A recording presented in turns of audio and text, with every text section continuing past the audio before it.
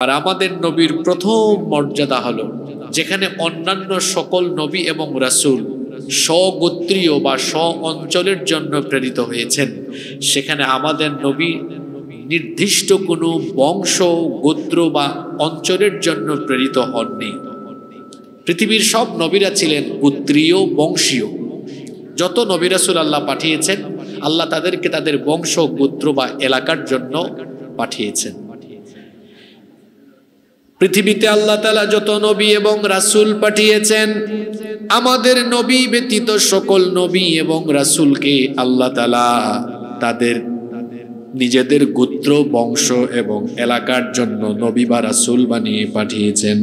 যেমন নূহ আলাইহিস সালামের ব্যাপারে আল্লাহ তাআলা কোরআনে কারীমের 7 নম্বর সূরাতুল আরাফের 59 নম্বর আয়াতে বলছেন, লাকাদ আরসালনা নূহান ইলা কওমিহি فقال يا قوم اعبدوا الله ما لكم من إله غيره।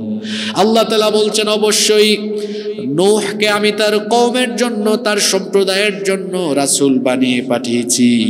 আর তিনি তার সম্প্রদায়কে বলেছেন, ফাকালা ইয়া কওমি ইবুদুল্লাহ, হে আমার সম্প্রদায়ের লোকেরা, এক আল্লাহর ইবাদত করো। মা লাকুম মিন ইলাহিন গায়রুহু, তিনি ব্যতীত তোমাদের জন্য আর কোনো ইলাহ নাই। তাহলে বোঝা গেল নূহ আলাইহিস সালামকে আল্লাহ তাআলা তার কওমের জন্য নবী বানিয়ে পাঠিয়েছেন। আবার হুদ আলাইহিস সালামের ব্যাপারে আল্লাহ তাআলা বলছেন কোরআনে কারীমের 7 নম্বর সূরাতুল আরাফের 65 নম্বর আয়াতে আল্লাহ তাআলা, ওয়া ইলা আদিন আখাহুম হুদা, আর আদ জাতির জন্য আমি তাদের ভাই হুদ আলাইহিস সালামকে পাঠিয়েছি। এমনি করে আল্লাহ তাআলা সালেহ আলাইহিস সালামের ব্যাপারে কোরআনে কারীমের 7 নম্বর সূরাতুল আরাফের 73 নম্বর আয়াতে বলছেন, ওয়া ইলা সামুদা আখাহুম সালিহা, আর আমি সামুদ জাতির জন্য তাদের ভাই সালেহ আলাইহিস সালামকে পাঠিয়েছি। এমনি করে আল্লাহ তাআলা শুআইব আলাইহিস সালামের ব্যাপারে সূরা আরাফের 85 নম্বর আয়াতে বললেন, ওয়া ইলা মাদয়ানা আখাহুম শুআইবা, আর আমি মাদিয়ানবাসীদের জন্য তাদের ভাই শুআইবকে নবী বানিয়ে পাঠিয়েছি। খেয়াল করে শুনুন, প্রত্যেক নবী এবং রাসূলের ব্যাপারে আল্লাহ বলছেন তাদেরকে তাদের নিজেদের বংশ, নিজেদের গোত্র, নিজেদের এলাকার জন্য নবী বানিয়েছি। এমনি করে আল্লাহ তাআলা মুসা নবীকে বনি ইসরাইলের জন্য নবী বানিয়েছেন। সকল নবীকে আল্লাহ তাআলা তাদের নিজেদের গোত্র, বংশ বা এলাকার জন্য নবী বা রাসূল বানিয়েছেন। কিন্তু বলেন তো দেখি, আমাদের নবীর তো জন্ম হয়েছে কুরাইশ বংশে, তাই বলে কি আল্লাহ শুধুমাত্র তাকে কুরাইশ বংশের জন্য নবী বানিয়েছেন নাকি? শুধুমাত্র মক্কা, মদিনা বা সৌদি আরবের মানুষের জন্য আল্লাহ কি আমার নবীকে নবী বানিয়েছেন নাকি? কোন একটি নির্দিষ্ট মহাদেশের জন্য আল্লাহ তাকে নবী বানান নাই, বরং আল্লাহ তাআলা কোরআনে কারীমের 4 নম্বর সূরাতুন নিসা এর 79 নম্বর আয়াতে বললেন, ওয়া আরসালনাকা লিন-নাসি রাসূলা ওয়া কাফা বিল্লাহি শাহীদা। আল্লাহ তাআলা বলে দিলেন, ও আমার নবী, ওয়া আরসালনাকা লিন-নাসি রাসূলা,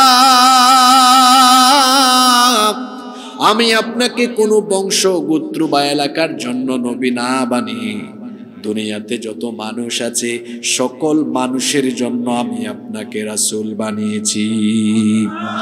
কোরআনে কারীমের 7 নম্বর সূরাতুল আরাফের 158 নম্বর আয়াতে আল্লাহ তাআলা বললেন, কুল ইয়া আইয়ুহান নাসু ইন্নী রাসূলুল্লাহি ইলাইকুম জামিআ, ও নবী আপনি বলে দিন, ও হে মানব জাতি, হে মানুষেরা শোনো, আমি তোমাদের সকলের জন্য আল্লাহর তরফ থেকে রাসূল হিসাবে প্রেরিত হয়েছি।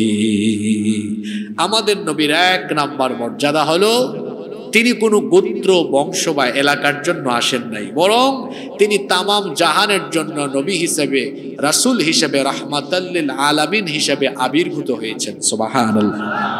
আপনাদের মনোযোগ আছে তো? খুব খেয়াল করে শুনবেন, কোনো একটি পয়েন্ট যেন ছুটে না যায়। নাম্বার 2, 2 নাম্বার, আমাদের নবীকে আল্লাহ তাআলা শুধু দুনিয়ার সকল মানুষের নবী বানান নাই, বরং সকল নবী রাসূলদেরও ইমাম, সাইয়্যিদ, অর্থাৎ সাইয়্যিদুল আলামিন, ইমামুল আম্বিয়া ওয়াল মুরসালিন, সকল নবী আর রাসূলদের ইমাম, লিডার, নেতা আল্লাহ বানিয়ে দিয়েছেন। সুবহানাল্লাহ। যেই রাতে আল্লাহ তাআলা তার নবীকে মেরাজে নিয়েছেন, আপনারা জানেন বাইতুল্লাহ থেকে বাইতুল মুকাদ্দাস পর্যন্ত যখন নবীজির ভ্রমণ হলো, বাইতুল মুকাদ্দাসে একটা যাত্রা বিরতি দেওয়া হলো। সেখানে আল্লাহর নবীর জন্য অতীতে যত নবী রাসূল এসেছেন সকল নবী রাসূলগণকে সেখানে উপস্থিত করা হলো।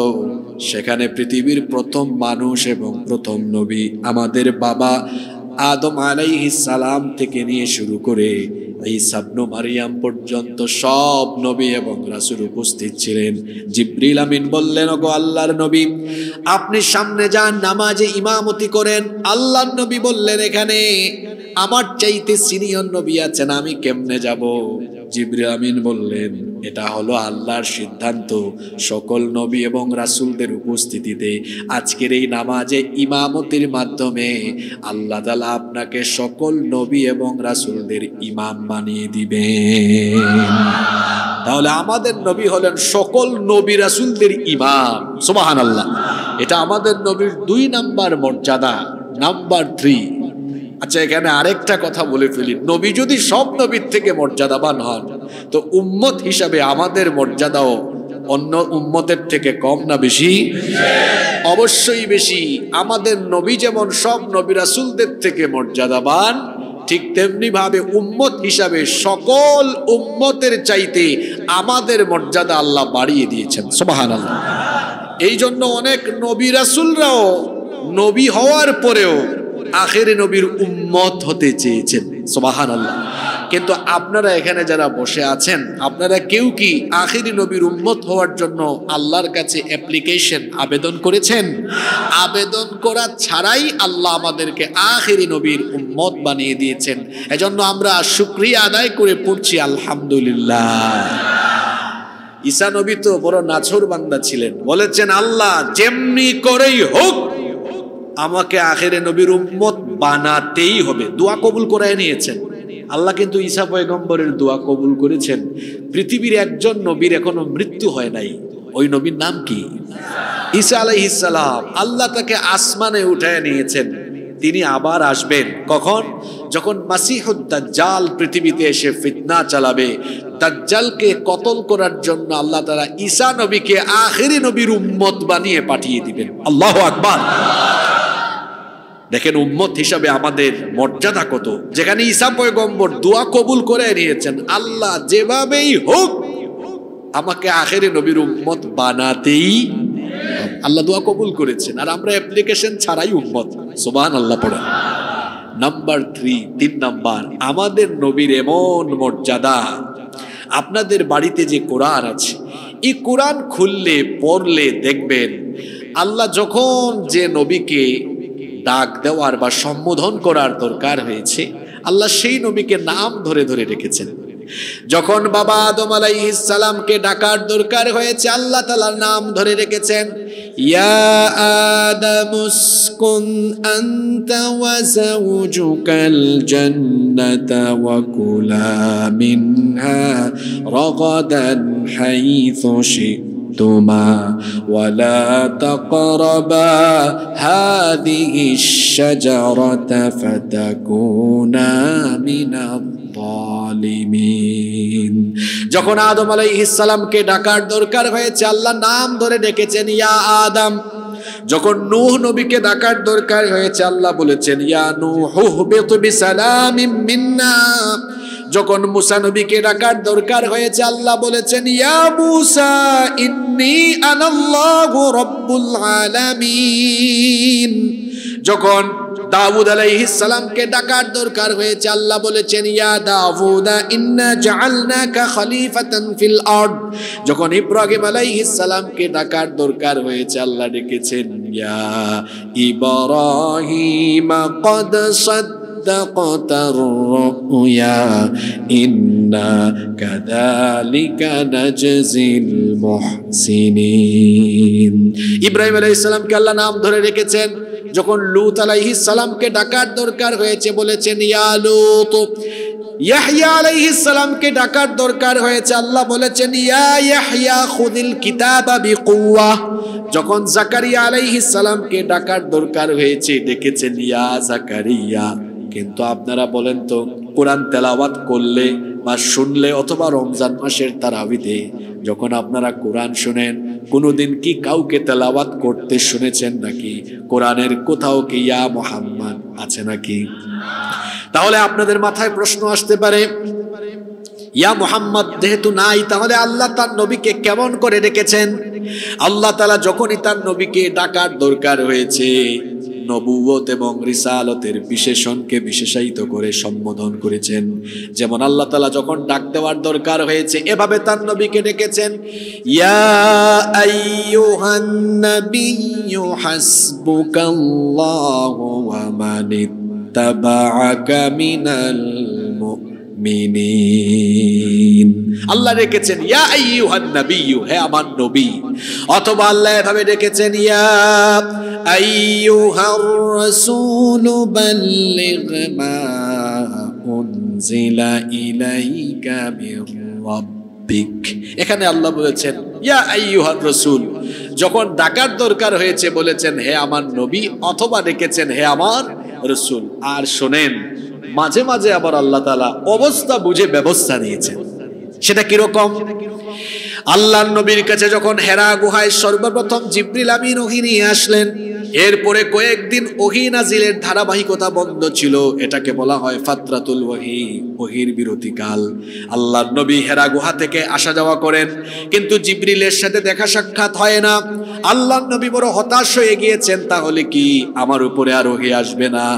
আল্লাহর নবী একদিন হেরা গুহা থেকে নেমে আসতেছেন, এমন সময় তার কানে আওয়াজ শোনা গেল, কে জানি তাকে ডাকছে।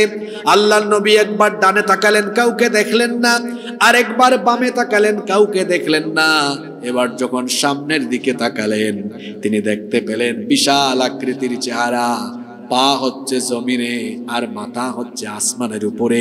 বিশাল আকৃতির এক লোক বিরাট বড় সিংহাসনে বসে আছেন, যার সাথে 600 ডানা রয়েছে। আল্লাহু আকবার। জিবরিল আমিনকে আল্লাহর নবী সশরীরে জিবরিলের আসল সুরতে দেখলেন। দেখার পরে অজ্ঞান হয়ে গেলেন, বেহুশ হয়ে গেলেন। বাড়িতে গিয়ে আমাদের মা আম্মা জান খাদিজা আত-তাহেরা রাদিয়াল্লাহু আনহাকে বললেন, খাদিজা আমাকে তুমি চাদর দিয়ে ঢেকে দাও। আল্লাহর নবী চাদর আবৃত হয়ে শুয়ে আছেন। এটা দেখে আল্লাহ তাআলা কেমন করে নবীকে ডাকলেন শোনেন, অবস্থা বুঝে ব্যবস্থা। আল্লাহ তাআলা নবীকে সম্বোধন করলেন ইয়া আইয়ুহাল মুদ্দাথিরু কুম ফাআনযির ওয়া রাব্বাকা ফাকাব্বির ওয়া সিয়াবাকা ফাতাহির। আল্লাহ ডাক দিয়েছেন ইয়া আইয়ুহাল মুদ্দাথির, হে চাদর আবৃতকারী, কুম ফাআনযির, উঠো এবং মানুষকে সতর্ক করো। আল্লাহু আকবার। দেখেছেন আল্লাহ তো এখানে বলতে পারতেন হে মুহাম্মদ উঠো, আল্লাহ এটা বলেন নাই, বলেছেন হে চাদর আবৃতকারী। কত সম্মান, কত মর্যাদা আল্লাহ তার নবীকে দিয়েছেন। নিজে কখনো তার নবীকে তিনি নাম ধরে ডাকেন নাই। সুবহানাল্লাহ। নিজে তো আল্লাহ তার নবীকে নাম ধরে কখনোই ডাকেননি, সাথে সাথে আমাদেরকে আল্লাহ সতর্ক করে দিলেন। কোরআনুল কারীমের 24 নম্বর সূরা সূরাতুন নূরের 63 নম্বর আয়াতে আল্লাহ তাআলা বললেন লা তাজআলু দুআআর রাসূলি বাইনাকুম কাদুআই বা'দিকুম বা'দা। তোমরা যেভাবে পরস্পরকে একজন আরেকজনকে যেভাবে নাম ধরে ডাকাডাকি করো, আবুল কালাম, আব্দুস সালাম, আব্দুর রহমান, একজন আরেকজনকে নাম ধরে ডাকো, খবরদার আমার নবীকে কখনো এইভাবে তোমরা নাম ধরে ডেকো না। যদি আমার নবীকে নাম ধরে অভদ্রতা সুলভ আচরণ করে ডাকাডাকি করো, আনতাহবাতা আমালুকুম, জীবনের সকল আমলগুলোকে যিনি বরবাদ করে দিবেন তিনি কে? তাহলে আমাদের নবীর 3 নাম্বার মর্যাদা হলো আমাদের নবীকে কখনোই আল্লাহ নাম ধরে ডাকেননি। 4 নাম্বার, আমার নবীর 4 নাম্বার মর্যাদা হলো তিনি হচ্ছেন খাতামুন নবিয়্যিন। আল্লাহ তাকে প্রেরণের মধ্য দিয়ে নবুয়তের গেটকে চিরতরে লক করে দিয়েছেন, বন্ধ করে দিয়েছেন। পৃথিবীতে আর কখনো কোনোদিন কোন নবী বা রাসূলের আগমন। রব্বুল আলামিন কোরআনুল কারীমের 33 নম্বর সূরা সূরাতুল আহজাবের 40 নম্বর আয়াতে বলছেন, মা কানা মুহাম্মাদুন আবা আহাদিম মির রিজালিকুম ওয়ালাকিন রাসূলুল্লাহি ওয়া খাতামান নাবিয়্যিন ওয়া কানা আল্লাহু বিকুল্লি শাইইন আলিমা। মুহাম্মদ, আমরা বলি সাল্লাল্লাহু আলাইহি ওয়াসাল্লাম তোমাদের কোন পুরুষদের পিতা নন, ওয়ালাকিন রাসূলুল্লাহ, তিনি হচ্ছেন আল্লাহর রাসূল, ওয়া খাতামান নাবিয়্যিন, আর তিনি হচ্ছেন সর্বশেষ নবী, তারপরে আর কোন নবী। তবে ভণ্ড নবী আসবে, এটা আমার কথা নয়, বলেছেন মুহাম্মদ, আমরা বলি সাল্লাল্লাহু। বুখারী শরীফের হাদিস, এই হাদিসটি বর্ণনা করেছেন সবচাইতে বেশি সংখ্যক হাদিস বর্ণনাকারী সাহাবী আবু হুরায়রা রাদিয়াল্লাহু আনহু।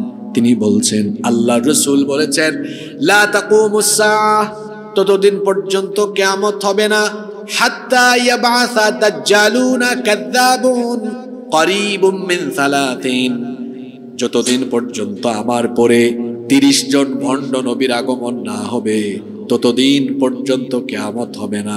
আল্লাহর নবী বলেছেন আল্লাহর নবীর পরে কিয়ামতের আগ পর্যন্ত সর্বমোট ভণ্ড নবী হিসাবে নিজেদেরকে দাবি করবে কতজন? কতজন? ইতিহাস পর্যালোচনা করলে দেখা যায় এখনো পর্যন্ত এর সংখ্যা 27 বা 28-এ এসেছে। একেবারে সর্বশেষ আমাদের এই সাবকন্টিনেন্টে, এই ভারতীয় উপমহাদেশে মির্জা গোলাম আহমদ কাদিয়ানি, সে তাকে নবী বলে দাবি করেছিল। এই কাদিয়ানির অনুসারীরা, মির্জা গোলাম আহমদ কাদিয়ানির অনুসারীরা বাংলাদেশেও এখনো আছে। এরা বিভিন্ন নামে আছে, বিভিন্ন সুরতে, আহমদি জামাত, আহমদিয়া জামাত, আহমদিয়া মুসলিম জামাত। এই কাদিয়ানিরা কাফের। কেন কাফের? কারণ তারা আখেরি নবীকে আখেরি নবী হিসাবে মানে না, এর জন্য এরা কাফের। এদেরকে যারা কাফের বলে না, কাফের মনে করে না, তারাও কাফের। এই দেশে তারা নাগরিক সুবিধা নিয়ে অমুসলিম পরিচয়ে বসবাস করতে পারবে, এতে আমাদের কোনো আপত্তি নাই। কিন্তু মুসলমান পরিচয় দিয়ে ধোঁকাবাজি করে তারা মুসলমানদের সাথে প্রতারণা করবে, এটা 90% মুসলমান কোনোদিনও মেনে নিবে না। এজন্য গত 54 বছর ধরে আমরা এই বাংলাদেশে দলমত নির্বিশেষে সকল উলামা মাশায়েখ আমরা রাষ্ট্রের কাছে দাবি জানিয়ে এসেছি যে এই কুখ্যাত কাদিয়ানীদেরকে কাফের রাষ্ট্রীয়ভাবে ঘোষণা করতে হবে, কারণ এরা মুসলমান নয়। কিন্তু যখনই যারা যে সময়ে ক্ষমতায় থেকেছেন কেউ তারা এই বিষয়ে কর্ণপাত করেননি, এই বিষয়ে তারা বাস্তবায়ন করেননি। যদিও তারা বলেন আমরা মানুষের সেন্টিমেন্ট বুঝে রাজনীতি করি, কিন্তু আসলে সত্য কথা হলো 54 বছর ধরে আমরা দেখেছি এই দেশে বেশিরভাগ লোক এরা রাজনীতির নামে রাষ্ট্রযন্ত্রকে খেলনার মতো ব্যবহার করে পেট নীতি করে করে নিজেরা সম্পদের পাহাড় গড়ে আঙ্গুল ফুলে কলা গাছ হয়েছে, মাঝখান দিয়ে জনগণ আর দেশের তারা 12টা বাজিয়েছে। কাদিয়ানীরা কুখ্যাত কাফের, এদেরকে রাষ্ট্রীয়ভাবে কাফের ঘোষণা করা এটা হচ্ছে 90% মুসলমানের দেশে রাষ্ট্রপ্রধান বা সরকারে যারাই থাকবে এটা তাদের দায়িত্ব। আমরা তো বলছি না যে কাদিয়ানীদেরকে দেশ থেকে বের করে দিতে হবে, মারতে হবে, নির্যাতন করতে হবে, এটা আমরা বলছি না। এই দেশে হিন্দু, বৌদ্ধ, খ্রিস্টান, অন্যান্য অমুসলিমেরা যেভাবে নাগরিক সুবিধা নিয়ে বসবাস করে, কাদিয়ানীরাও এইভাবে এই দেশে তারা সকল নাগরিক সুবিধা নিয়ে বসবাস করবে, এতে আমাদের কোনো আপত্তি। শুধু আইডেন্টিটি বদলাতে হবে, পরিচয় বদলাতে হবে। হয় তওবা করে মুসলমান হতে হবে, নইলে কাদিয়ানির অনুসারী হয়ে মুসলমান পরিচয় দিয়ে তারপরে ধোঁকাবাজি করে মুসলমান পরিচয়ে এই দেশে থাকা যাবে না। সরকারকে অবশ্যই কাদিয়ানীদের ব্যাপারে সিদ্ধান্ত নিয়ে এদেরকে রাষ্ট্রীয়ভাবে অমুসলিম ঘোষণা করতে হবে। আপনারাও ঠিক বললেন আর আমিও বক্তব্য দিয়ে দিলাম, কিন্তু এই ঠিক বেঠিকে বলায় রাষ্ট্রের কিছু আসে যায় না। আমার তো মনে হয় এই সিদ্ধান্ত ততদিন পর্যন্ত বাস্তবায়ন হবে না যতদিন না পার্লামেন্টে, যতদিন না গণভবন বঙ্গভবনে আলেম ওলামা আর এই দেশের মানুষের অনুভূতি বুঝে যারা দেশ পরিচালনা করবেন তারা যতদিন না পর্যন্ত এই জায়গাতে যাবেন, আমার মনে হয় এই সিদ্ধান্ত ততদিন পর্যন্ত বাস্তবায়ন হবে না। এজন্য আমরা দেশের কল্যাণের স্বার্থে, দেশের কল্যাণের স্বার্থে আমরা আলেম ওলামাদের সাথে আছি না নাই? আল্লাহ আমাদেরকে কবুল করেন। কষ্ট হচ্ছে আপনাদের? নাম্বার 5, আমাদের নবীর 5 নম্বর বৈশিষ্ট্য হলো আল্লাহ তাআলা সব নবী রাসূলদের উপরে তাকে এমন মর্যাদা দিয়ে রেখেছেন। কাফিররা তো চেয়েছিল নবীজিকে, নবীজির নামকে মুছে দিবে, আর আল্লাহ বলেছেন ওয়া রাফা'না লাকা যিকরাক, আমি আপনার মর্যাদাকে আরো সুউচ্চ আরো সমুন্নত করে দিব। আল্লাহ তার নবীকে এত সুউচ্চ আর সমুন্নত মর্যাদায় আসীন করেছেন। আপনি দেখবেন যেখানেই আল্লাহর নাম সেখানেই আছে রাসূলের নাম। সুবহানাল্লাহ। আজানের বাক্যগুলো খেয়াল করেন, আশহাদু আল্লা ইলাহা ইল্লাল্লাহ, এর পরের বাক্যই হচ্ছে আশহাদু আন্না মুহাম্মাদার। আল্লাহর নাম যেখানে রাসূলের নাম সেখানে আছে না নাই? নাম্বার 6 নাম্বার, আমাদের নবীর 6 নাম্বার মর্যাদা হলো আল্লাহ তাআলা আমাদের নবীকে সাহিবুল কাউসার, কাউসারের মালিক বানিয়ে দিয়েছেন। কিয়ামতের ময়দানে সর্বপ্রথম আল্লাহ তার নবীকে কাউসারের দায়িত্ব দান করবেন। সুবহানাল্লাহ। এজন্য আল্লাহ তাআলা সূরা কাউসারের মধ্যেও বলেছেন, যারা পারেন আমার সাথে পড়েন, ইন্না আতাইনাকাল কাউসার, নিশ্চয়ই আমি আপনাকে কাউসার দান করেছি। আল্লাহর নবী বলেছেন কিয়ামতের ময়দানে আকাশে যতগুলো তারকা আছে, কিয়ামতের ময়দানে আকাশের তারকা সমপরিমাণ হাউজে কাউসারের পেয়ালা আল্লাহ তাআলা আমাকে দান করবেন। কিয়ামতের সেই কঠিন দিনে হাউজে কাউসার নবীর কাছ থেকে যারা পাবেন, শুনেন, হাউজে কাউসারের পানি হলো এমন পানি, আল্লাহর নবী বলেছেন হাউজে কাউসারের এই পানি যে একবার পান করবে 50,000 বছরের তৃষ্ণা নিবারণ হয়ে যাবে। হাসরের ময়দানে আর পানির পিপাসা লাগবে না। আল্লাহ যেন নবীর কাছ থেকে আমাদেরকে হাউজে কাউসারের পানি নসিব করে দেন, আমরা বলি আমিন। আচ্ছা, অনেকে দাঁড়িয়ে আছেন, জায়গা হচ্ছে না, আসলে বৃষ্টির কারণে বড় মাঠ ভিজে গিয়েছে। যদি কষ্ট হয় মসজিদের ভেতরে সুন্দর ব্যবস্থাপনা আছে, প্রজেক্টরও আছে। আর যদি মনে করেন না কষ্ট হচ্ছে না, তাহলে সুশৃঙ্খল ভাবে আমরা দাঁড়াবো। আল্লাহ তোমার বান্দাদের এই ত্যাগ, এই কুরবানি তুমি কবুল করে নাও। আপনারা আমাকে সময় দিবেন তো? হ্যাঁ, ফাঁকে ফাঁকে অনেক কথা হবে ইনশাআল্লাহ। নাম্বার 7, 7 নাম্বার, আমাদের নবীর 7 নাম্বার মর্যাদা হলো, আমাদের নবীর এমন মর্যাদা, কিয়ামতের দিন আমাদের নবী সুপারিশ করার আগ পর্যন্ত আল্লাহ বিচার কাজ আরম্ভ করবেন না। সুবহানাল্লাহ। কিয়ামতের ময়দানে সকল মানুষ যখন সমবেত হয়ে যাবেন, মানুষেরা কঠিন সেই দিনে বিপর্যস্ত হয়ে যাবে, দিশেহারা হয়রান হয়ে যাবে।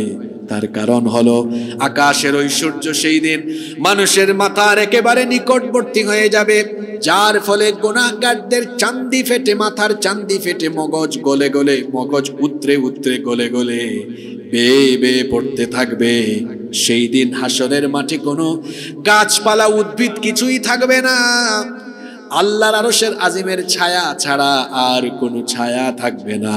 মানুষেরা পিপাসার যন্ত্রণায় কাতর হয়ে এমন পরিস্থিতির সম্মুখীন হবে, পিপাসার যন্ত্রণায় মানুষের মুখের ভেতর থেকে জিহ্বাটা বের হয়ে কুকুরের মতো নাভি পর্যন্ত ঝুলতে থাকবে। আহারে সেই কঠিন দিন, যেই দিন মানুষ নিজের ঘামে নিজেরাই সাঁতরাতে থাকবে। এই কঠিন পরিস্থিতিতে মানুষেরা দিশেহারা হয়রান হয়ে পঙ্গপালের মতো দিক বিদিক ছোটাছুটি করবে। 50,000 বছর লম্বা হবে হাসরের দিন।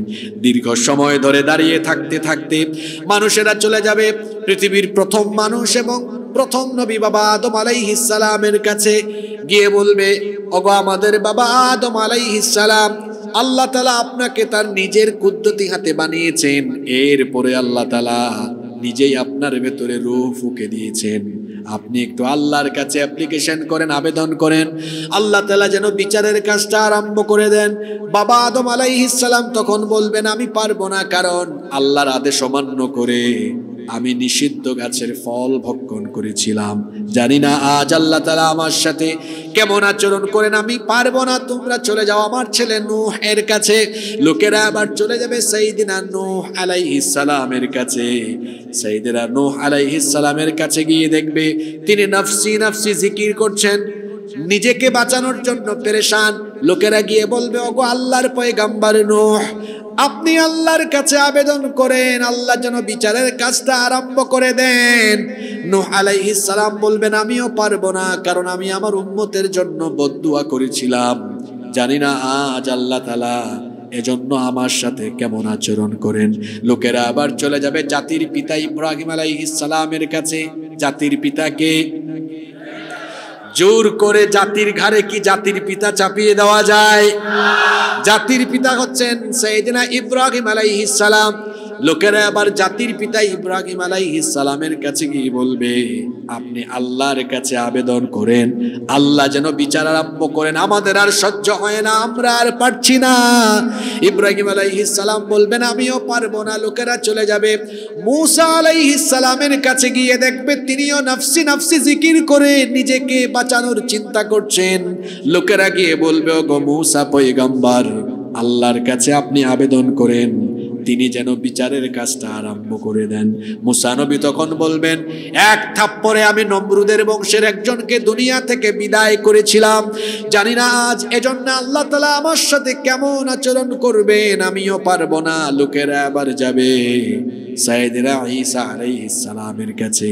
ঈসা রূহুল্লাহকে গিয়ে বলবে, আপনি আল্লাহর কাছে দোয়া করেন, তিনি যেন বিচারের কাজটা আরম্ভ করে দেন। ঈসা আলাইহিস সালাম তখন বলবেন, আমিও পারবো না, কারণ খ্রিস্টানরা আমাকে আল্লাহর ছেলে বানিয়ে ফেলেছে, জানি না আজ এজন্য আল্লাহ তাআলা আমার সাথে কেমন আচরণ করেন। তিনি বলবেন, এত জায়গায় ঘোরাঘুরি করে কোনো লাভ নাই, চলে যাও আখেরি নবী মুহাম্মাদুর রাসূলুল্লাহ সাল্লাল্লাহু আলাইহি ওয়াসাল্লামের কাছে। লোকেরা এবার যখন আখেরি নবীর কাছে গিয়ে যাবে, যাওয়ার পরে একটা ভিন্ন রকম চিত্র দেখবে, যেখানে সব নবী নফসি নফসি জিকিরে ব্যস্ত।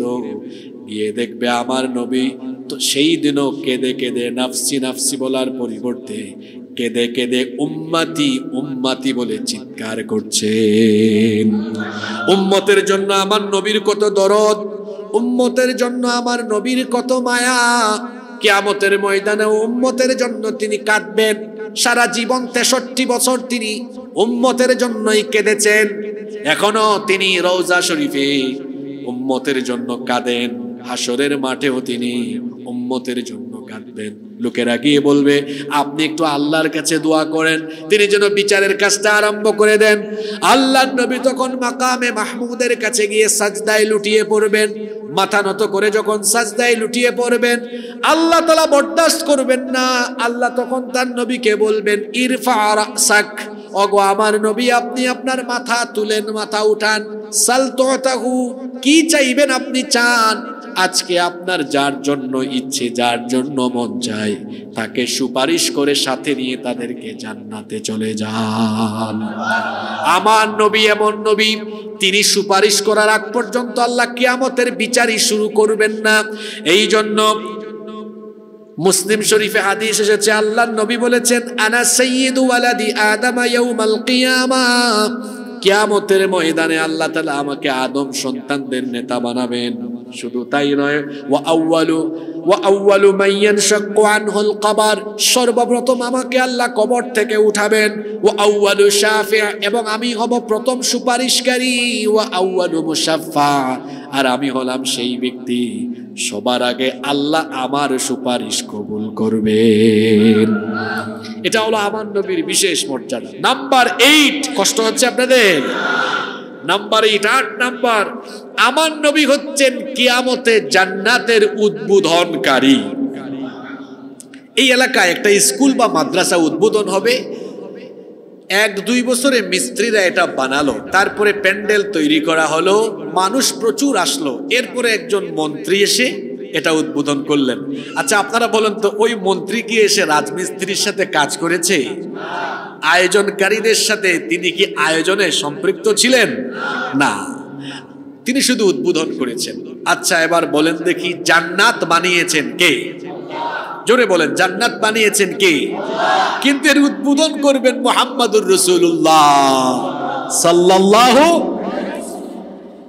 মুসলিম শরীফের হাদিস, সাইয়েদিনা আনাস ইবনে মালিক রাদিয়াল্লাহু আনহু হাদিসের বর্ণনাকারী সাহাবী, তিনি বলছেন রাসূল করিম সাল্লাল্লাহু আলাইহি ওয়াসাল্লাম বলেছেন, আতি বাবাল জান্নাতি ইয়াউমাল কিয়ামাহ, কিয়ামতের দিন আমি জান্নাতের দরজার কাছে যখন আসব, জান্নাতের দরজার কাছে আসার পরে দেখতে পাবো জান্নাতের দরজার সামনে একজন দারোয়ান ফেরেশতা, তাকে আমি বলবো ফাস্তাফতিহ, জান্নাতের দরজাটা ওপেন করো, জান্নাতের দরজাটা খোলো। ইয়াকুলুল খাজিন, ওই দারোয়ান ফেরেশতা তখন বলবে, মান আনতা, আপনি কে? আল্লাহর নবী বলবেন, আমারে চিনো না? আনা মুহাম্মদ, আমরা বলি সাল্লাল্লাহু, আমি হচ্ছি মুহাম্মাদুর রাসূলুল্লাহ সাল্লাল্লাহু আলাইহি ওয়াসাল্লাম। ফেরেশতা তখন বলবে, বিকা উমিরতু লা আফতাহু লি আহাদিন মিন ক্বাবলিক, আপনার জন্যই তো আমি দাঁড়িয়ে আছি, আল্লাহ আমাকে আদেশ করেছেন আপনি আসার আগ পর্যন্ত জান্নাতের দরজা যেন কোনোভাবেই না খুলে, আজকে আপনার মাধ্যমে জান্নাতকে উদ্বোধন করা হবে। এখন আপনারা ভাবতে পারেন, নবী কি আমাদেরকে রেখে দিয়ে জান্নাতে চলে যাচ্ছেন নাকি? না, ব্যাপারটা এমন নয়। একজন উম্মত জান্নাতের বাহিরে থাকতে আল্লাহর নবী জান্নাতে যাবেন না। সুবহানাল্লাহ। আর উম্মত হিসাবে আমাদের মর্যাদাও এত বেশি, কিয়ামতের দিন আমাদের উম্মত জান্নাতে ঢুকবে না যতক্ষণ অন্য কোন নবীর উম্মত জান্নাতে ঢুকতে পারবে না ততক্ষণ। তার মানে হলো সকল নবীর উম্মতদের আগে আল্লাহ আমাদের উম্মতকে জান্নাতে আগে ঢুকাবেন। এটা কি করে আপনাদেরকে বুঝাই? আপনারা যারা বিদেশে যান, নিয়মিত সফর করেন বা মাঝে মাঝে যান, তো বিমানে তো 2-3 ক্লাসের সিট থাকে, economy class, business class, executive class থাকে না? এখন এক্সিকিউটিভ ক্লাস বা বিজনেস ক্লাসে যাদের সিট বুকিং দেওয়া থাকে, এরা যে কোনো সময়ে ঢুকলে লাইন ধরা লাগে না, বরং এয়ারলাইন্সের দায়িত্বপ্রাপ্ত কর্মকর্তারা দেখলেই, স্যার আসেন আপনি সবার আগে। ইকোনমি ক্লাসের এরা লাইনে দাঁড়িয়ে আছে।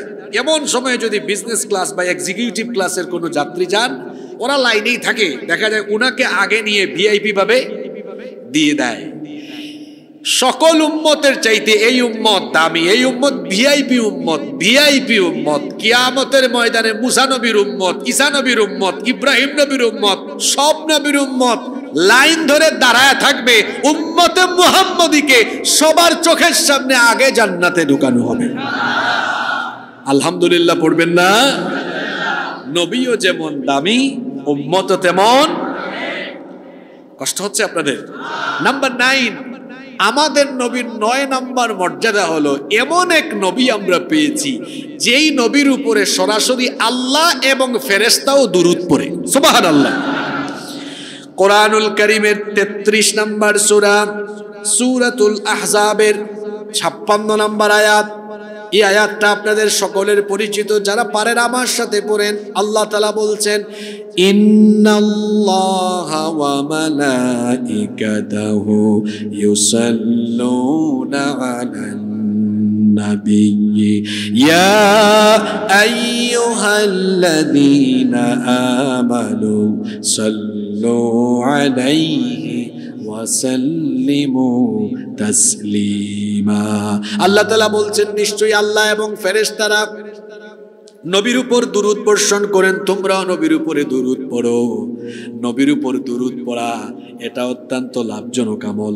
আল্লাহর নবীর উপরে দুরূদ পড়া এটা অত্যন্ত লাভজনক আমল। আল্লাহর নবী বলেছেন মান সাল্লা আলাইয়া, যেই ব্যক্তি মান সাল্লা আলাইয়া সালাতান ওয়াহিদাতান, যে ব্যক্তি আমার উপরে মাত্র একবার দুরূদ পড়ে সাল্লাল্লাহু আলাইহি আশরু সালাওয়াত, আল্লাহ ওই ব্যক্তির উপরে সাথে সাথে 10 বার রহমত নাজিল করেন। এখানেই শেষ নয়, ওয়া হুত্তাত আনহু আশরু খাতিআত, যে ব্যক্তি আল্লাহর নবীর উপর একবার দুরূদ পড়ে আল্লাহ তাআলার সাথে সাথে ওই ব্যক্তির আমলনামা থেকে 10টা সগীরা গুনাহ মুছে দেন। শুধু তাই নয়, ওয়া রুফিআত লাহু আশরু দারাজাত, আল্লাহ তাআলা ওই ব্যক্তির 10টা মর্যাদা বৃদ্ধি করে দেন। দুরূদ পড়লেন একবার, আল্লাহ হয় 330 গুণ। কিভাবে 330? 10 বার আল্লাহর রহমত বর্ষিত হয়, 10টা সগীরা গুনাহ মাফ হয়, আর 10টা মর্যাদা বাড়িয়ে দেওয়া হয়। সুবহানাল্লাহ। এজন্য নবীর উপরে বেশি বেশি দুরূদ পড়তে আমরা রাজি আছি না নাই? আল্লাহর নবী বলেছেন আউলান নাসি বি ইয়াউমাল কিয়ামাতি আকসারুহুম আলাইয়াস সালাহ। আল্লাহর নবী বলেছেন কিয়ামতের দিন ওই ব্যক্তি আমার তত বেশি কাছাকাছি নিকটবর্তী হয়ে যাবে যেই ব্যক্তি দুনিয়াতে যত বেশি আমার উপরে দুরূদ পাঠ করবে। তার মানে দুনিয়াতে যে ব্যক্তি নবীর উপরে দুরূদ পড়ে যত বেশি, কিয়ামতের দিন ওই ব্যক্তি নবীজির কাছাকাছি থাকবে তত বেশি। সুবহানাল্লাহ। এই যে আজকে যে দিন গেল, এই দিনের নাম কি? জুমার দিন। এই জুমার দিনের কিন্তু একটা স্পেশাল আমলই হলো বেশি বেশি দুরূদ পড়া। জুমার দিনের বিশেষ কয়েকটা আমল আছে না? সূরা কাহাফ পড়া। আপনারা সূরা কাহাফ পড়েন তো? জুমার দিনের সিলেবাস বানাবেন সবাই। আমি বলেছিলাম আজকে আলোচনা পয়েন্টের ফাঁকে ফাঁকে অনেক আমলের কথা, আবার বাস্তব ভিত্তিক অনেক কথাও বলবো, এগুলো খেয়াল করবেন। জুমার দিনের বিশেষ বিশেষ যা আমল আছে এগুলো আপনাদের কর্মযজ্ঞের ভেতরে রাখবেন।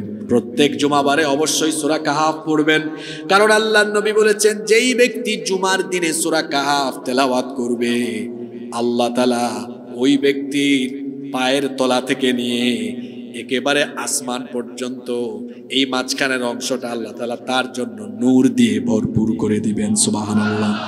অন্য riwayate এসেছে সূরা কাহাফ তেলাওয়াত করলে সূরা কাহাফের 10 আয়াত প্রথম বা শেষের দিকের 10 আয়াত পারলে মুখস্থ করবেন। আল্লাহর নবী বলেছেন যারা এটা করবে আল্লাহ তাকে দাজ্জালের ফিতনা থেকে বাঁচিয়ে দিবেন সূরা কাহাফের উপর আমল করলে। কিয়ামতের দিন পুলসিরাত পার হওয়ার জন্য আল্লাহ তাআলা আপনাকে একটা বিশেষ নূর দান করে দিবেন। আর আরেকটা স্পেশাল আমল হলো দুরূদ পড়া, নবীর উপর বেশি বেশি দুরূদ পড়া। আল্লাহর নবী বলেছেন ইয়াউমুল জুমআ, জুমার দিনে ফাআকসিরু ফিহি আলাইয়া সালাম, বেশি বেশি আমার উপরে জুমার দিনে দুরূদ পড়ো। আপনারা দুরূদ পড়বেন তো ইনশাআল্লাহ? যে ব্যক্তি নবীর নাম শুনে দুরূদ পড়ে না, আল্লাহর নবী বলেছেন সে হলো সবচেয়ে বড় কৃপণ, সবচেয়ে বড়। আল্লাহর নবী বলেছেন আল বাখিলু মান যুকিরাত ইনদাহু ফালাম ইউসাল্লি আলাইহি, সবচাইতে বড় কৃপণ হলো ওই ব্যক্তি যেই ব্যক্তি আমার নাম শুনেও দুরূদ পড়ে না। আমরা কৃপণ হতে চাই নাকি? এজন্য বেশি বেশি নবীর উপর দুরূদ পড়বেন। আর যে ব্যক্তি নবীর নাম শুনেও দুরূদ পড়ে না ওই ব্যক্তির উপরে লানত করেছেন মুহাম্মদ। আমরা বলি সাল্লাল্লাহু। আল্লাহর নবী একবার মিম্বরে আরোহণ করছেন, প্রথম সিঁড়িতে উঠার পরে বললেন আমিন, দ্বিতীয় সিঁড়িতে উঠার পরেও বললেন আমিন। বলেন তো মিম্বরের মধ্যে সিঁড়ি থাকে কয়টা? তৃতীয় সিঁড়িতে উঠার পরেও বললেন আমিন। সাহাবীরা কিছুই বুঝলেন না। সাহাবীরা বললেন ওগো আল্লাহর নবী, কেন আপনি 3 বার আমিন বলেছেন? আল্লাহর নবী বললেন আমার ভাই জিবরিল এসেছিলেন, এসে আমাকে বললেন ওই ব্যক্তি ধ্বংস হোক যে ব্যক্তি রমজান মাস পেয়েও গুনাহ মাফ করাতে পারল না, এই জন্য প্রথম সিঁড়িতে বলেছি আমিন। দ্বিতীয়বার আমিন এই জন্য বলেছি আমার ভাই জিবরিল বলেছে ওই ব্যক্তিও ধ্বংস হোক যে তার মা বাবা দুজনকে বা কোনো একজনকে পেয়েও জান্নাত হাসিল করতে পারল না, পিতা মাতার খেদমত করে আল্লাহকে খুশি করতে পারল না, ওই ব্যক্তির উপরেও লানত। এজন্য আমি বলেছি আমিন। এরপরে আমার ভাই জিবরিল তৃতীয়বার বলেছেন ওই ব্যক্তি ধ্বংস হোক, ওই ব্যক্তির জন্য লানত যে আপনার নাম শুনে, নবীর নাম শুনে দুরূদ পড়ে না, ওই ব্যক্তির উপরেও লানত। এজন্য আমি বলেছি আমিন।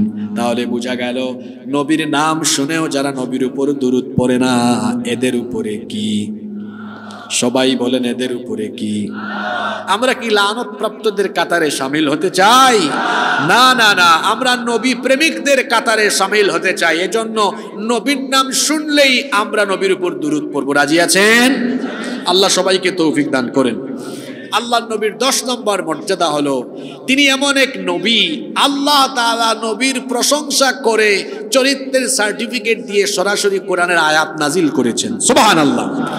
কোরআনুল কারীমের 68 নম্বর সূরা সূরাতুল কলমের 4 নম্বর আয়াতে আল্লাহ তাআলা বললেন, ওয়া ইন্নাকা লাআলা খুলুকিন আযীম। আর নিশ্চয়ই আপনি এক সুমহান আদর্শের উপরে প্রতিষ্ঠিত। এমন এক চরিত্র আমার নবীর, এমন এক চরিত্র আল্লাহ তাআলা তার নবীকে দিয়েছেন। কোরআনুল কারীমের 33 নম্বর সূরা সূরাতুল আহজাবের 21 নম্বর আয়াতে আল্লাহ বলেছেন, লাকাদ কানা লাকুম ফি রাসূলিল্লাহি উসওয়াতুন হাসানাতুন লিমান কানা ইয়ারজুল্লাহা ওয়াল ইয়াউমাল আখির ওয়া যাকারাল্লাহা কাসীরা। তোমাদের মধ্যে যারা আল্লাহ আখিরাত দিবসের আশা রাখে এবং আল্লাহকে অধিকতর স্মরণ করে, তাদের জন্য আল্লাহর রাসূলের জীবনের ভেতরেই রয়েছে সর্বোত্তম আদর্শের নমুনা। মনোযোগ আছে আপনাদের? খেয়াল করে শুনেন, তিনি সকল বয়সের, সকল শ্রেণী পেশার, সকল সেক্টরের জন্য তিনি হচ্ছেন অনুপম আদর্শ। কিভাবে কথা বলবেন সেই ক্ষেত্রেও তিনি আদর্শ। কিভাবে উঠা বসা করবেন, কিভাবে ঘুমাবেন, কিভাবে খাবেন, কিভাবে চলবেন, পরিবার কেমনে চালাবেন, আদালত কেমনে চালাবেন, রাষ্ট্র কেমনে চালাবেন, সকল সেক্টরের জন্য বলেন তো তার আদর্শ আছে না নাই? কথা বলার সময় নবীর সুন্নাহ মেইনটেইন করেন, হাসি মুখে কথা বলেন। অনেক মানুষ আছে সারাদিন মুখকে কালো বানায় রাখে, গোমরা করে রাখে। মুখটাকে গোমরা করে রাখবেন না। যখন কথা বলবেন হাসি মুখে কথা বলবেন, কারণ হাসি মুখে কথা বললেও আমলনামার মধ্যে সাদাকার সওয়াব দান করে দেন কে? হাসি মুখে কথা বললে সাদাকার সমান সওয়াব পাওয়া যায়। এজন্য হাসি মুখে কথা বলবেন। কথা বলার সময় মানুষকে আঘাত দিবেন না, কষ্ট দিবেন না। এটা আমার নবীর সুন্নত। তিনি নিজে কষ্ট পেয়েছেন, কিন্তু জীবনেও তিনি কাউকে কষ্ট দেন নাই। এজন্য আরবের কাফির মুশরিকরাও বলতো সে আমাদের বিপরীত দিন, বিপরীত ধর্মের দাওয়াত দেয়, কিন্তু আরবের মধ্যে আর চাইতে এত সুন্দর কথা অন্য কেউ বলতে পারে না। এত মিষ্টভাষী, এত সুন্দর শব্দ চয়ন করে, এত চমৎকার করে তিনি কথা বলেন। তিনি যখন কথা বলেন মন্ত্রমুগ্ধের মতো সবাই অবাক হয়ে তার কথা শুনে। আল্লাহু আকবার। আর আমরা অনেকে এমন ভাবে কথা বলি, কথায় কথায় খালি খুঁচা মারি মানুষকে। আছে না নাই? এটা করবেন না ভাই। এমনকি আমরা যারা দাওয়াতি লাইনে থাকি, আমরাও অনেক সময় মাহফিলে কর্কশ ভাষায় আঘাত করে করে কথা বলি। না, দাওয়াতের ভাষা হবে কেমন? ওয়াকুলু লিন-নাসি হুসনা। আল্লাহ বলেছেন উত্তম কথা বলো, চমৎকার ভাবে কথা বলো। আপনার কথাও দাওয়াত। আপনার কথার মাধুর্যতায় মানুষ আপনার দিকে আকৃষ্ট হয়ে আল্লাহর দ্বীনের প্রতি সেই মুগ্ধ হয়ে যাবে।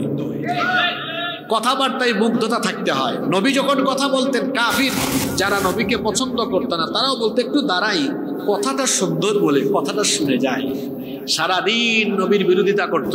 রাতের বেলা ঠিকই নবীজির কণ্ঠে কোরআন শোনার জন্য নবীজির ঘরের চারপাশে গিয়ে দাঁড়িয়ে দাঁড়িয়ে সারা রাত নবীর জবান থেকে কোরআন শুনতো। আল্লাহু আকবার।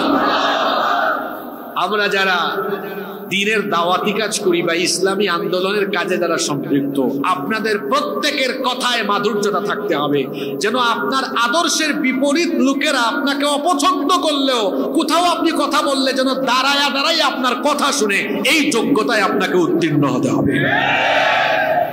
আঘাত করে কথা বলবেন না, নরম ভাষায় দরদ দিয়ে আন্তরিকতা নিয়ে কথা বলবেন। কারণ কথা হলো এমন জিনিস, অস্ত্র দিয়ে মানুষকে যতটা ঘায়েল করা যায় তার চেয়ে বেশি ঘায়েল করা যায় কথা দিয়ে। দেখেন নাই আমার দেশ থেকে একজন পালিয়ে যেতে হয়েছে শুধু জবানের অপব্যবহার করার কারণে। এত যুবক তরুণ ছাত্র এরা উস্কে গিয়ে সবাই রাস্তায় নেমে গিয়েছে কেন? উনি কি সবাইকে ধরে ধরে পিটাইছে না এই জবান দিয়ে আঘাত করেছে? এমন কিছু বলেছে সবার দিলে গিয়া লাগছে। আর কথার মাধুর্যতা দিয়ে মানুষের দিলের ভেতরে জায়গা করে নেওয়া যায়। আপনি যদি সুন্দর ভাষায় হাসি মুখে সুন্দর করে কথা বলেন, আপনার আদর্শের বিপরীত লোকেরাও আপনার মুখের কথা শুনতে বাধ্য থাকবে। এজন্য কথা বলায়ও অনুসরণ করতে হবে মুহাম্মাদুর রাসূলুল্লাহ সাল্লাল্লাহু আলাইহি ওয়াসাল্লাম। ওনার আদর্শ কেমন ছিল? আচ্ছা বলেন তো, কাফিররা নবীজিকে গালি দিয়েছে, পাগল বলেছে, জাদুকর বলেছে, গণক বলেছে, কবি বলেছে, মিথ্যাবাদী বলেছে, এত গালি তারা নবীজিকে দিয়েছে। বিপরীতে কোনদিন কি নবীজি কাউকে গালি দেওয়া তো দূরের কথা, আঘাত করে কষ্ট দিয়ে একটা কথাও বলেছেন? জোরে বলেন, একটা কথাও বলেছেন? মন্দের জবাব দিতে হয় ভালো দিয়ে। কেউ আমাকে গালি দিবে, আমি তাকে সালাম দিয়ে কেটে পড়ব। সুবহানাল্লাহ। ওয়াইদা খাতাবাহুমুল জাহিলুনা ক্বালু সালামা। আপনার চরিত্র দাওয়াত হয়ে যাবে, আপনি বলা লাগবে না, মানুষই বলবে লোকটা কেমন দেখেছো, তারে এত গালি দেওয়া হয়, তাদের সম্পর্কে এত নেগেটিভ কথা বলা হয়, কিন্তু তারা চুপচাপ থাকে। তারা বড় ভদ্র মানুষ, তারা অভদ্রদের সাথে অভদ্র আচরণ করে না, বরং অভদ্রের সাথে ভদ্রের মতো আচরণ করাই হলো উত্তম দাওয়াত। আমরা পারবো তো ইনশাআল্লাহ। তিনি সবার জন্য আদর্শ। নবীর মতো চললে, উঠা বসা করলে, ঘুমালে, খেলে সওয়াব পাওয়া যায়। এখানে যুবক ভাইরা যারা আছেন, আপনাদের উদ্দেশ্যে কথা এখন চলে এসেছে। আপনারা তো অনেককে অনুসরণ করেন। অনেকে বলে আমি মেসির ফ্যান, নেইমারের ফ্যান। অনেক নায়ক গায়ককে তারা অনুসরণ করে। আপনারা দেখবেন অনেক ছেলেরা তার পছন্দের খেলোয়াড়কে অনুসরণ করে চুল কাটে।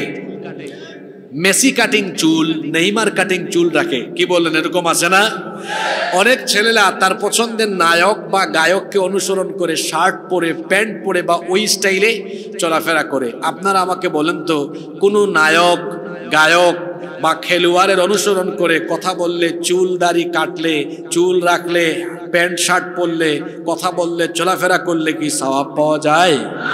কিন্তু নবীজির মতো ঘুমালেও, নবীজির মতো ঘুমালে, নবীজির মতো কথা বললে, নবীজির মতো চললে, মাথা থেকে পা পর্যন্ত নবীর সুন্নতের অনুসরণ করলে সওয়াব আছে না নাই?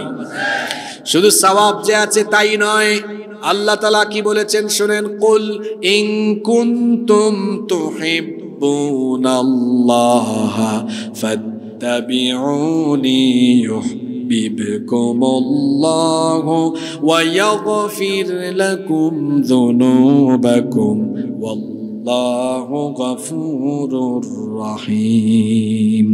ও নবী, আপনি বলে দিন, তোমরা যদি আল্লাহকে ভালোবাসতে চাও, ফাত্তাবিউনি, তাহলে আমাকে অনুসরণ করো, আমার মতো সবকিছু করো। যদি আমাকে অনুসরণ করো, আল্লাহকে তোমরা ভালোবাসতে হবে না। ইউহিব্বুকুমুল্লাহ, তোমরা আমাকে অনুসরণ করলে আল্লাহ তাআলা নিজেই তোমাদেরকে ভালোবাসবেন। আর আল্লাহ যখন তোমাদেরকে ভালোবাসবেন তখন কি হবে? ইয়াগফির লাকুম যুনুবাকুম ওয়াল্লাহু গফুরুর রহিম। আল্লাহ যখন তোমাদেরকে ভালোবাসবেন তখন তোমাদের জীবনের সব গুনাহ আল্লাহ মাফ করে দিবেন। শুধু সুবহানাল্লাহ পড়ে বাড়ি চলে গেলে হবে না, কথাটা বুঝতে হবে। নবীজিকে অনুসরণ করে চললে জীবনের সব গুনাহ মাফ করে দেওয়া হয়, আর ওই ব্যক্তির জন্য তখন জান্নাত ওয়াজিব হয়ে যায়। কার মতো চললে? জোরে বলেন, কার মতো চললে? তো যুবক ভাইয়েরা, আপনাদের একমাত্র আদর্শ হবেন কে? মুহাম্মাদুর রাসূলুল্লাহ সাল্লাল্লাহু। তা আদর্শ হতে হলে তো মাথা থেকে পা পর্যন্ত সব জায়গায় আদর্শ থাকার কথা। কিন্তু দেখা যায় আদর্শ কেমন দেখেন, হাফ প্যান্ট পরে অনেক ছেলেরা রাস্তাঘাটে ঘুরে, আছে যে টাকনুর নিচে প্যান্ট পায়জামা লুঙ্গি পরিধান করে, এরকম আছে না নাই? এগুলো কি নবীর আদর্শ? নবীর আদর্শ হলো টাকনুর উপরে পোশাক পরিধান করা, যারা টাকনোর নিচে কাপড় পরিধান করে ওই ব্যক্তির সাথে কিয়ামতের দিন আল্লাহ কথা বলবেন না। আল্লাহ তাআলা তার দিকে রহমতের নজরে তাকাবেন না, পবিত্র করবেন না, এমনকি তাকে আল্লাহ জাহান্নাম থেকেও মুক্তি দিবেন না। এই জন্য আমরা জান্নাতে যেতে হলে, নবীর শাফায়াত পেতে হলে, নবীর আদর্শ অনুসরণ করে প্রত্যেকেই টাকনোর উপরে কাপড় আমরা পরিধান করব ইনশাআল্লাহ। আবার অনেকে আছে চুলের যে কাটিং, এখন তো চুলের যে কাটিং শুরু হয়েছে, আরে বাপরে বাপ, এক একজন যে চুলের কাটিং দেয়, দেখা যায় মাঝখান দিয়ে ব্লেড দিয়ে একটা টান মেরেছে, এটা কোন খেলোয়াড়ের কাটিং। তারপরে দেখা যায় ডানে নাই, বামে নাই, পিছনেও নাই, মাঝখানে চুল রেখে দিয়েছে, মনে হয় বাবুই পাখি বাসা বাঁধার জন্য চুলের এমন কাটিং দিয়েছে। আবার অনেক ছেলেরা মেয়ে কাটিং চুল রাখে। গত বছর আমি আমার বাসার পাশেই এক সেলুনে আমি ঢুকেছি। ঢোকার পরে আমি ঢোকার সময় আমার ফোন আসছিল, মোবাইল স্ক্রল করছিলাম, এই অবস্থায় ঢুকে গিয়েছি। এখন দেখি যে সেলুনে যে ভাই চুল কাটে উনি লম্বা চুল এরকম ধরে চিরুনি দিয়ে আঁচড়াচ্ছে। আমি বললাম সরি ভাই, সম্ভবত এটা জেন্টস থেকে লেডিস সেলুন হয়েছে, আমি জানতাম না, চলে যাচ্ছি। এখন সেলুনের ওই ভাই আমাকে বলতেছে, স্যার দাঁড়ান, কোথায় যাচ্ছেন? আপনি ঠিক জায়গায় আসছেন, এটা জেন্টস সেলুন। বললাম তাহলে এখানে মহিলাদের চুল কাটা কবে থেকে শুরু হলো? কয় এটা মহিলা না তো, এটা আমাদের অমুক ভাই। সামনে গিয়ে দেখলাম আসলেই তো এটা অমুক ভাই। বললাম উনার চুলের এই দশা কেন? কয় বাউল গান করে তো, মাঝে মাঝে গানের ফাঁকে একটু ঝাঁকানাকা মারে। তো এরকম অনেক ছেলেরা আছে রাস্তাঘাটে, এদের চুলের কাটিং দেখলে পিছন থেকে মেয়ে মনে হয়, কাছে গেলে দেখা যায় না এটা তো মেয়ে না, এটা ছেলে। এরকম আছে না নাই? যারা পুরুষ হয়ে নারীর বেশ ধরে আর যারা নারী হয়ে পুরুষের বেশ ধরে, এদেরকে লানত দিয়েছেন মুহাম্মাদুর রাসূলুল্লাহ সাল্লাল্লাহু। যুবক ভাইদেরকে বলবো ভদ্রভাবে চলাফেরা করবেন, সুন্দরভাবে চুল রাখবেন। অনেক ছেলেরা আছে গলার মধ্যে ওই কি বলে এটাকে, চেইন পরে আসে না, কানের মধ্যে কানের দুল দেয়, হাতের মধ্যে ব্রেসলেট পরে, মেয়েদের মতো ব্রেসলেট পরে, স্বর্ণ পরে আসে না, এরকম না, এটা করবেন না। নারীদের বেশভূষা পুরুষের জন্য ধারণ করা উচিত নয়, এটা হারাম, এটা আমরা করব না। যারা এটা করেন গলা থেকে এগুলো ফেলে দিব, হাত থেকে এগুলো ফেলে দিব। যুবক ভাইয়ের আমরা পারবো না ইনশাল্লাহ। নবীর আদর্শে আমরা উজ্জীবিত হব। কোনো নায়ক গায়ক খেলোয়াড় আমাদের আদর্শ নয়, আমাদের আদর্শ মুহাম্মাদুর রাসূলুল্লাহ সাল্লাল্লাহু আলাইহি ওয়াসাল্লাম। আমরা নবীজিকে অনুসরণ করে আমাদের মুখেও দাড়ি থাকবে, দাড়ি ছাড়া আমরা থাকবো না। অনেকে আছে দাড়ি কেটে ফেলেন, দাড়ি কাটবেন না। অনেকে আছে আবার দাড়ি কাটে মুছ কাটে না। আর এই মুছ এটা লম্বা হতে হতে এমন লম্বা হয়, অনেক মুসলমানের সন্তানকে আমি দেখেছি এত লম্বা মুছ, এই লোকটা ঠুট দেখা যায় না, দাঁত দেখা যায় না। ঠুট আর দাঁত দেখতে হলে অন্তত কয়েকশো পাওয়ারের লাইট দিয়া মারলেও লাইটের পাওয়ার দিয়ে তার ঠুট আর দাঁত চিহ্নিত করা যাবে কিনা তাও চিন্তার বিষয়।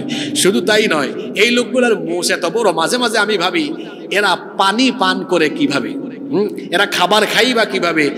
আর পানির পরিবর্তে দুধ পান করতে গেলে তো আরেক অসুবিধাও হইতে পারে। মনে করেন কোনো মুসওয়ালা ব্যক্তিকে সকালবেলা আপনি দেখেছেন, বিকেলবেলা তার সাথে দেখা করতে গেলেন, ঠিক এর আগ মুহূর্তে দুধ পান করেছে, তো দুধের সল লেগে আছে, আপনি তো চিনবেনও না। এরকম এক ঘটনা ঘটেছে। একবার এক লোক এরকম এক মুসওয়ালা ব্যক্তির সাথে দেখা করতে গিয়েছে, গিয়ে বলে ভাই ঘটনা কি? গতকাল দেখলাম জোয়ান, আজকে বুড়া হলেন কেমনে? কয় কি বলো, আমি তো বুড়া হয় নাই। কয় তাহলে আপনার মুখ সাদা হইলো কেমনে? কয় এটা বয়সে পাকে নাই, এটা দুধের স্বর পাকিয়ে দিয়েছে। এরকম আছে না নাই? এটা করবেন না। দাড়ি রেখে দিবেন, দাড়ি যেন থাকে। মেয়েদের, নারীদের গাল, তাদের ফেস ক্লিন থাকে। নারীদের ফেসের মধ্যে দাড়ি গজায় না, পুরুষের ফেসে দাড়ি গজায়। আর এটা পুরুষত্বের আলামত, এটা পুরুষের সৌন্দর্য। আর সবচেয়ে বড় কথা হলো এটা নবী রাসূলদের সুন্নাহ। সুবহানাল্লাহ। দাড়ি রাখলে চেহারার উজ্জ্বলতা বাড়ে, দাড়ি রাখলে নিজের চেহারার সৌন্দর্য বাড়ে। নবীগণের সুন্নত মানার ভেতরে কল্যাণ আছে না নাই? এজন্য আমরা দাড়ি রাখবো। রাজি আছেন তো? সব জায়গায় আমরা নবীজিকে অনুসরণ করব, প্রত্যেকটা জায়গায় আমরা নবীজিকে অনুসরণ করব। আমাদের পরিবার চালাবো নবীর আদর্শে। এমনকি আমাদের অর্থনীতি, রাজনীতি, রাষ্ট্রনীতি, আমাদের দেশ সবকিছু যদি নবীর আদর্শে চলে, তাহলেই বলেন তো আল্লাহর রহমত আসবে কম না বেশি? এখন আওয়াজ কি কমে গেল? আল্লাহর রহমত আসবে তখন কম না বেশি? আচ্ছা বলেন তো, আমরা সবাই মুসলমান হিসাবে আমাদের সমাজ, আমাদের রাষ্ট্র নবীর আদর্শে চলুক, আল্লাহর আইনের ভিত্তিতে চলুক, এটা আমরা চাই কি চাই না? এখন এই কথা বললে আপনি যদি মনে করেন হুজুরটা ভালোই ছিল, 1 ঘন্টা এত সুন্দর নবীর শান মান নিয়ে এত কথা বললো, মাঝখান দিয়ে রাজনীতির কথা কেন বললো? হুজুর তো ভালোই ছিল। বা আপনাদেরকেও যদি দাওয়াত দেওয়ার সময় কেউ এমন কথা বলে, আপনারা ওই যে বললাম মন্দের পরিবর্তে মন্দ বলবেন না। যারা দাঁড়িয়ে আছেন ভাই জায়গা হচ্ছে না, এদিকে চলে আসেন, জায়গা আছে। এখানে হয়তো বৃষ্টি যেন না পড়ে তেরপালের ব্যবস্থা, তেরপাল দেওয়া হয়েছে, অসুবিধা নাই। আপনারা যারা দাঁড়িয়ে আছেন বৃষ্টি পড়লে এখানে জায়গা খালি আছে, চলে আসতে পারেন। কষ্ট হচ্ছে আপনাদের? খেয়াল করেন, আমি বলছিলাম যে নবীর আদর্শে রাষ্ট্র পরিচালনার কথা বললে, এটাকে কেউ যদি বলে যে এই লোকটা ইসলামের নামে রাজনীতি করে, তখন আপনাকে যদি ধর্ম ব্যবসায়ী বা যে কোনো কথা বলে আপনি রাগ করবেন না। ওই যে একটু আগেই বলেছি, কেউ মন্দ কথা বললে আমি মন্দ বলবো না, আমি তাকে সুন্দর ভাষায় হাসি মুখে বুঝিয়ে দিব। কিভাবে বুঝাবেন? ভালো করে শোনেন। আপনি প্রশ্ন করবেন, ভাই নবীকে কি আপনি ভালোবাসেন না? দেখবেন সে ঠিকই বলবে, অবশ্যই নবীকে আমি ভালোবাসি। এখানে বিভিন্ন দলমতের মানুষ আছেন, আমরা সবাই একটু জবাব দেই। সবাই বলেন তো, নবীজিকে আমরা ভালোবাসি কি বাসি না? আমরা ভালোবাসি। এখন বলেন তো, আমার নবীর জীবনের মধ্যে দেশ পরিচালনার আদর্শ আছে না নাই? আমার নবী তো মদিনায় হিজরত করে যাওয়ার পরে 10 বছর মদিনার রাষ্ট্রকে পরিচালনা করেছেন কি করেন নাই? জুড়ে বলেন, করেছেন কি করেন নাই? তাহলে নবীজি 10 বছর রাষ্ট্র পরিচালনা করেছেন, দেশ চালিয়েছেন। এখন বলতে হবে আপনারা, নবীজি কি উনার নিজের তৈরি করা আইনে বা মদিনার কোনো মানুষের তৈরি করা আইনে দেশ চালিয়েছেন, না আল্লাহর আইনে চালিয়েছেন? তাহলে আল্লাহর আইনের ভিত্তিতে আমার প্রিয় নবী, আমার প্রিয় রাসূল রাষ্ট্র পরিচালনা করেছেন। আমি আমার সেই প্রিয় রাসূলের উম্মত, আমিও তো আমার প্রিয় নবীকে অনুসরণ করে প্রিয় নবীর আদর্শে আর আল্লাহর কোরআনের ভিত্তিতে রাষ্ট্র পরিচালনার কথা বলতেই পারি। এই কথা বলতে গেলে আমাকে যদি কেউ বলে আমি অপরাধী, আমি ধর্ম ব্যবসায়ী, ভাই এই কথা শুনতে আমি বারবার রাজি আছি। কারণ আল্লাহর আইনের ভিত্তিতে রাষ্ট্র পরিচালনা করার কথা বলেছেন নবীজি, এজন্য রক্ত দিয়েছেন নবীজি, রক্ত দিয়েছেন সাহাবীরা। আমরা আল্লাহর নবী আর তার সাহাবীদের আদর্শে আদর্শিত হয়ে গালিগালাজ, বকাঝকা, অপবাদ, জুলুম, নির্যাতন যা কিছু আছে সবকিছু হাসি মুখে আমরা মেনে নিব। তাও আমরা আল্লাহর দ্বীনের ভিত্তিতে, আল্লাহর আইনের ভিত্তিতে রাষ্ট্র পরিচালনার এই সংগ্রামকে অব্যাহত রাখবো, কখনো আমরা থেমে যাব না।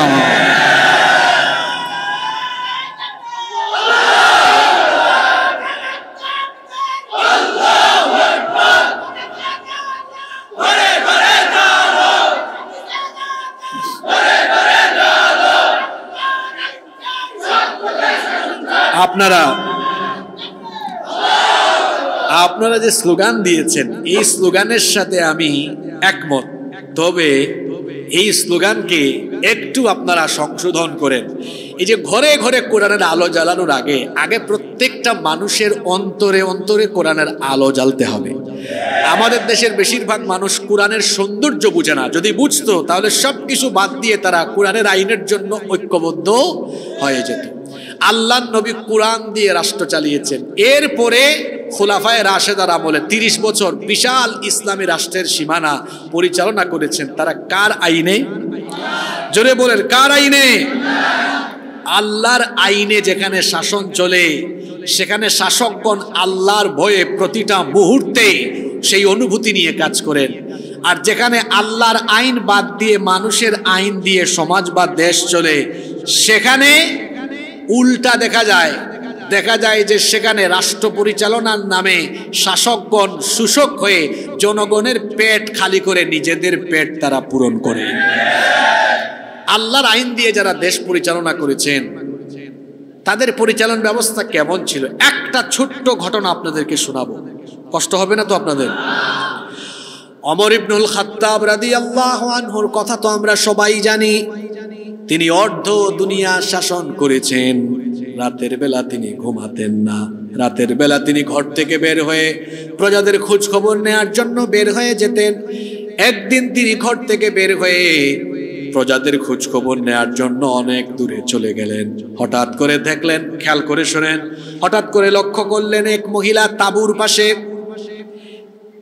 হাড়িতে চুলার মধ্যে হাড়ি আছে, আর এই হাড়িকে তিনি নাড়াচাড়া করছেন। পাশেই তার কয়েকটা বাচ্চা কান্না করতেছে। তিনি তখন এদের পাশে গিয়ে বললেন, ওগো মহিলা, তোমার শিশু কান্না করে, এরা কান্না করে কেন? ওই নারী তখন বললেন, হে পথিক, আমি তোমাকে চিনি না, তবে আমার বাচ্চারা এই জন্য কান্না করে, আজকে কয়েকদিন হয়ে গিয়েছে আমার বাচ্চারা কিছুই খায় না।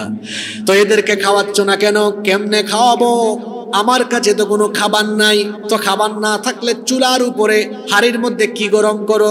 মহিলা তখন বললেন, এটা তো আমার সন্তানদেরকে সান্ত্বনা দেওয়ার জন্য চুলার উপরে আমি হাড়িতে গরম পানি বসিয়ে গরম পানির মধ্যে কয়েকটা পাথর দিয়েছি, পাথর নাড়াচাড়া করছি, বাচ্চারা যেন এটা দেখে সান্ত্বনা পেয়ে কান্না করে করে ঘুমায়া যায়, এই জন্য পাথর হাড়ির মধ্যে নাড়াচাড়া করছি। এই কথা শুনে ওমর ইবনুল খাত্তাব রাদিয়াল্লাহু আনহু কেঁদে ফেললেন, চক্ষু থেকে পানি বেয়ে বেয়ে পড়ল।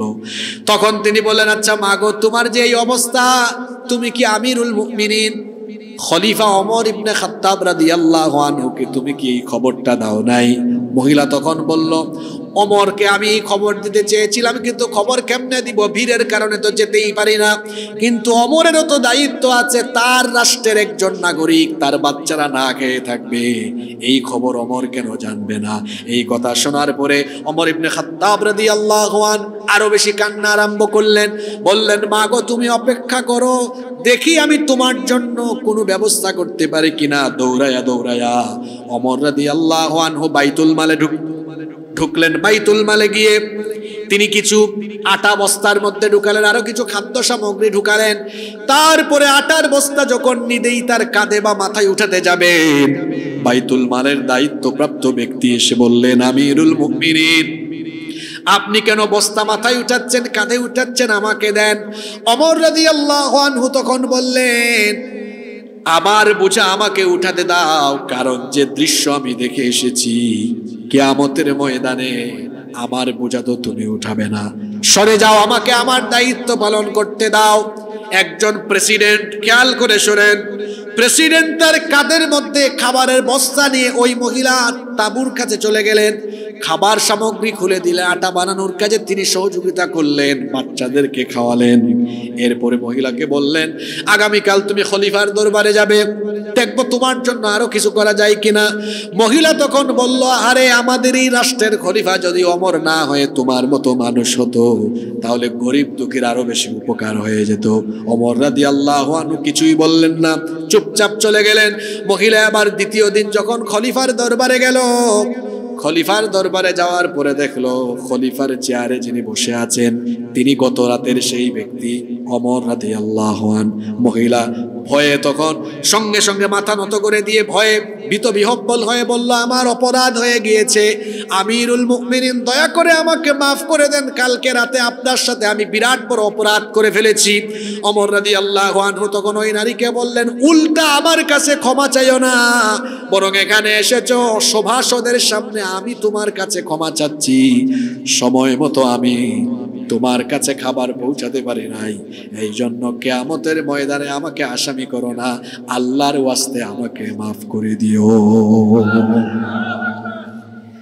ওমর রাদিয়াল্লাহু আনহু ইসলামী রাষ্ট্রের খলিফা, প্রেসিডেন্ট, শাসন করছেন। কোন আইনে দেশ চলছে তখন? জোরে বলেন, কার আইনে? আর মানুষের আইনে, যে সমাজে যে দেশে মানুষের আইনে, আমি আপনাদের দেশের কথা বলছি না, আপনারা আবার নিজে আপনাদের কান্দে নিয়ে নিয়েন না। আমাদের দেশের মাহফিলে এমন বহু মানুষ হুজুরের ডানে বামে সামনে পিছনে বসে কয়, দেখছো হুজুর কথাটা আমারই কইছে, কারণ আমি তো আপনার নাম ধরে আপনাকে বা আপনার দলকে বলি না, আপনি কেন নিজে আপনার কান্দে তুলে নেন ভাই? এখন আল্লাহর আইনে যেখানে সমাজ বা দেশ চলে না, মানুষের আইনে চলে, দেখবেন ওইখানে জনগণের পেটের খাবার যারা দায়িত্বে থাকে কেড়ে নিয়ে নিজের পেটে ঢুকায়, এমনকি এই জনগণের পয়সা তারা আত্মসাৎ করে দেশে বিদেশে বাড়ি বানায়। 54 বছর ধরে তো এগুলাই দেখে দেখে দেখে দেখে এখন আমরা জনগণ সবাই ক্লান্ত হয়ে গিয়েছি, সবাই আমরা ক্লান্ত হয়ে গিয়েছি, দুর্নীতির বাইরে কেউ থাকতে পারেনি। এজন্য আমরা কোরআন সুন্নাহ আর ইতিহাস পর্যালোচনা করে আমরা বলতে চাই, 54 বছর ধরে সব আমরা দেখে ফেলেছি, কিন্তু আমরা কোরআনের শাসন দেখি নাই। আমরা আমাদের দেশকে সমৃদ্ধির জায়গায় নিয়ে যাওয়ার জন্য, গরিব দুঃখী মানুষের কপাল খোলার জন্য, দেশের ভাগ্য উন্নয়নের জন্য একবার আমরা সবাই ঐক্যবদ্ধ হয়ে দল মত নির্বিশেষে আমরা আল্লাহর আইনকে সংসদের মধ্যে দেখতে চাই। আমরা আল্লাহর আইনকে দেখতে চাই। এখন আমি কিন্তু বলি নাই আমরা অমুক দলকে দেখতে চাই। এখন এখানে ভাই আপনারা যারা রাজনৈতিক বিভিন্ন দলের মানুষ আছেন, আমি কোনো দলের নাম বলি নাই। এখন যদি আপনার দলে আল্লাহর আইন বাস্তবায়নের কথা থাকে, জনগণ আপনার সাথে থাকবে। আর আপনার দলের ভেতরে যদি আল্লাহর আইন বাস্তবায়নের কথা না থাকে, আপনার সাথে মুসলমান থাকবে না। আল্লাহর আইন যেখানে আমরা আছি, আমরা আল্লাহর আইন চাই কি চাই না? আপনারা যুবক ভাইরা চুপচাপ থাকেন। আমার চাচাদেরকে একটু জিজ্ঞেস করি, আপনারা তো বয়সে আমাদের বাপের মতো, বাপের বয়সী। বাবা, আপনাদের অভিজ্ঞতা অনেক বেশি, আপনারা 50-60 বছর ধরে তো বহুত কিছু দেখে ফেলেছেন। এখন বাবা, আপনারা কোরআনের শাসন দেখতে চান কি চান না? আর যুবক ভাইরা জেন জি যারা আছে, এদের আবেগ অনুভূতি আমরা বুঝে ফেলেছি। এরা চুরি, বাটপারি, ডাকাতি, চাঁদাবাজি, সন্ত্রাস চায় না, এরা একটি শান্তির বাংলাদেশ দেখতে চায়। আর যুবকদেরকে শান্তির বাংলাদেশ উপহার দেওয়ার জন্য আলেম উলামা আর কোরআনের শাসনের কোনো বিকল্প নয়। এজন্য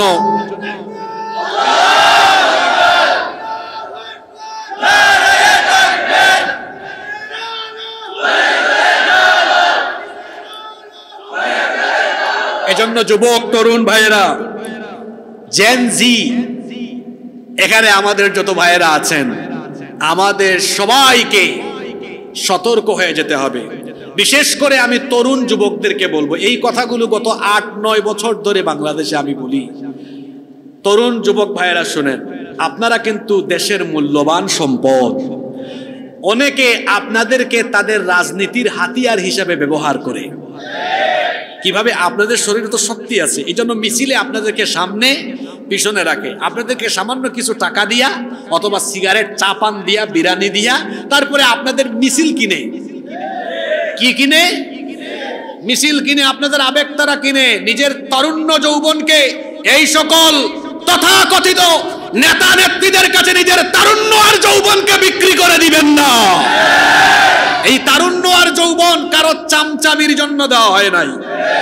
আমিও আপনাদের মতো বয়সে যুবক, আত্মসম্মান, ব্যক্তিত্ব বাড়ান। আমার তারুণ্য, আমার যৌবন, আমার মেধা, আমার প্রজ্ঞা আমি কারো চামচামি করে খরচ করব না, বরং আমার তারুণ্য, আমার শক্তি, আমার যৌবন, আমার মেধা, আমার প্রজ্ঞা, আমার সবকিছু আল্লাহ আর রসুলের জন্য উৎসর্গ করব। কথা ক্লিয়ার? কেন আপনার গলায় মিছিলের শক্তি দিয়ে অমুক নেতা তমুক নেত্রীর জন্য কেন এই গলা খরচ হবে? কেন আমার শক্তি খরচ হবে? কেন আমার তারুণ্য, কেন আমার যৌবনের শক্তি আমি অপচয় করব, ক্ষয় করব অমুকের নামে আর তমুকের নামে? আমার তারুণ্য, আমার যৌবন, আমার শক্তি খরচ করলে খরচ করব কার মতো? হানজালার মতো। খরচ করব খাব্বাবের মতো, খুবাইবের মতো। খাব্বাব, খুবাইব, হানজালা, তারা তাদের রক্ত, তারা তাদের জীবন আল্লাহ রসুলের কদম মুবারকে ছেড়ে দিয়েছেন। আল্লাহু আকবার। এজন্য যুবক তরুণকে সিদ্ধান্ত নিতে হবে, আমার রক্ত, আমার জীবন, আমার শক্তি, আমার মিছিল, আমার তারুণ্য, আমার যৌবন আল্লাহর রসুলের জন্য উৎসর্গ করে দিব। রাজি আছেন? কোন দলের জন্য, কোন নেতার জন্য, কোন নেত্রীর জন্য নয়, একমাত্র আল্লাহর রসুলের আদর্শের জন্য। এখন প্রশ্ন হতে পারে, আল্লাহ রসুলের আদর্শ চিনব কিভাবে? আল্লাহর রসুলের আদর্শকে বাস্তবায়ন করবে যারা,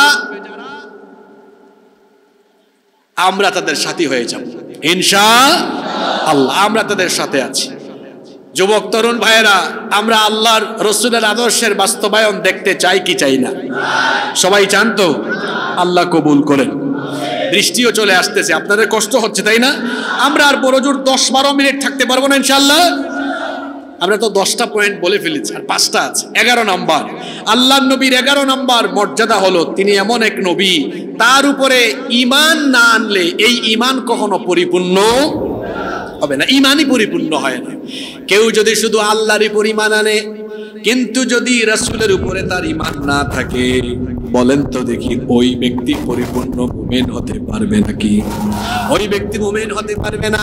অবশ্যই আল্লাহর নবীর উপর ঈমান এনে তারপরে আল্লাহর নবীকে অনুসরণ করতে হবে। এজন্যই তো আল্লাহ তাআলা বলছেন, এই আয়াতটা একটু আগেও পড়েছি, পড়েন আমার সাথে, কুল ইন কুনতুম তুহিব্বুনাল্লাহা ফাত্তাবিউনি ইউহিব্বুকুমুল্লাহু ওয়া ইয়াগফির লাকুম যুনুবাকুম ওয়াল্লাহু গফুরুর রহিম। আপনি বলুন, তোমরা যদি আল্লাহকে ভালোবাসতে চাও তাহলে আমার অনুসরণ করো। আল্লাহর নবীর অনুসরণ করলে আল্লাহর ভালোবাসা পাওয়া যায়, এবং আল্লাহর নবীকে অনুসরণ করলে জীবনের সব গুনাহ যিনি মাফ করে দেন তিনি কে? নাম্বার 12, 12 নম্বর, আমার নবীর 12 নম্বর মর্যাদা হলো, আমার নবীর ক্ষেত্রে আল্লাহ এমন এক ঘটনা ঘটিয়েছেন যা পৃথিবীর কোনো মানুষ বা কোন নবী রাসূলের ক্ষেত্রে আল্লাহ এই ঘটনা ঘটাননি। আল্লাহ তাআলা তার নবীকে ধুলির ধরা থেকে 7 আসমান ভেদ করে, সিদরাতুল মুনতাহা ভেদ করে তার সান্নিধ্যে নিয়ে জান্নাত জাহান্নাম পর্যন্ত সফর করিয়েছেন। সুবহানাল্লাহ। নাই, কিন্তু আমার নবীর নসিবে সেটা হয়েছে। আমার নবীকে আল্লাহ তাআলা এমন এক বিস্ময়কর সফর করিয়েছেন, কিয়ামত পর্যন্ত এত দূর পর্যন্ত সফর করা কোনো মানুষের পক্ষে কোনোদিনও সম্ভব হবে। বর্তমান বিজ্ঞানীরা চাঁদ পর্যন্ত গিয়েছে, মঙ্গল গ্রহে গিয়েছে, হয়তো তারা আরেকটু উপরে যেতে পারে, কিন্তু বলেন তো 7 আসমান পাড়ি দিয়ে সিদরাতুল মুনতাহা ভেদ করে জান্নাত জাহান্নাম পর্যন্ত সফর করা কিয়ামত পর্যন্ত কি কারো দ্বারা সম্ভব হবে নাকি? কিন্তু এটা পৃথিবীর একজনের ক্ষেত্রেই কেবল আল্লাহ সংগঠিত করিয়েছেন। তিনি আর কেউ নন, তিনি আমাদের প্রিয় নবী মুহাম্মাদুর রাসূলুল্লাহ সাল্লাল্লাহু। নাম্বার 13, 13 নম্বর, আমাদের নবীর 13 নম্বর মর্যাদা হলো, আমাদের নবীকে গালি দিলে, কষ্ট দিলে তার জবাব আল্লাহ নিজে সরাসরি দিয়ে দেন। সুবহানাল্লাহ। সাফা পাহাড়ে যখন আল্লাহর নবী সরাসরি দ্বীনের দাওয়াত দিলেন, আবু লাহাব তখন নবীজিকে গালি দিয়েছিল, তাব্বাল্লাকা ইয়া মুহাম্মদ, মুহাম্মদ তুমি ধ্বংস হয়ে যাও। সঙ্গে সঙ্গে আল্লাহ তাআলা আবু লাহাবের গালির জবাব দিয়ে আবু লাহাবের নামে একটা সূরা নাজিল করে দিলেন। যারা পারেন আমার সাথে পড়েন, তাব্বাত ইয়াদা আবি লাহাবি ওয়া তাব মা আগনা আনহু মালুহু ওয়া মা কাসাব সায়াসলা নারান যাতা লাহাবিন ওয়া ইমরাআতুহু হাম্মালাতাল হাতাব ফি জিদিহা হাবলুম মিন মাসাদ। তাব্বাত ইয়াদা আবি লাহাবিন ওয়া তাব, ধ্বংস হোক আবু লাহাবের 2 হাত, এবং ধ্বংস হোক সে নিজেও। আল্লাহর নবীকে গালি দিয়েছে, আল্লাহ বরদাস্ত করেন নাই। সেই নবীকে গালি দিলে, নবীর সম্মানকে খাটো করা হলে, নবীর আদর্শের বেজ্জতি হলে উম্মত হিসাবে আমরাও বরদাস্ত করব না। আমরা আমাদের নবীর জন্য নিজেকে কুরবান করে দিব। রাজি আছেন? আল্লাহ কবুল করেন। 14 নম্বর, আমাদের নবীর 14 নম্বর মর্যাদা হলো, আমার নবীকে আল্লাহ এত সম্মান, এত মর্যাদা দিয়েছেন, তিনি হাত তুলে কোনো কিছু আল্লাহর কাছে চাওয়া লাগে নাই। মনে মনে কোনো ইচ্ছা ব্যক্ত করলে সাথে সাথে সেটা যিনি পূরণ করে দেন তিনি কে?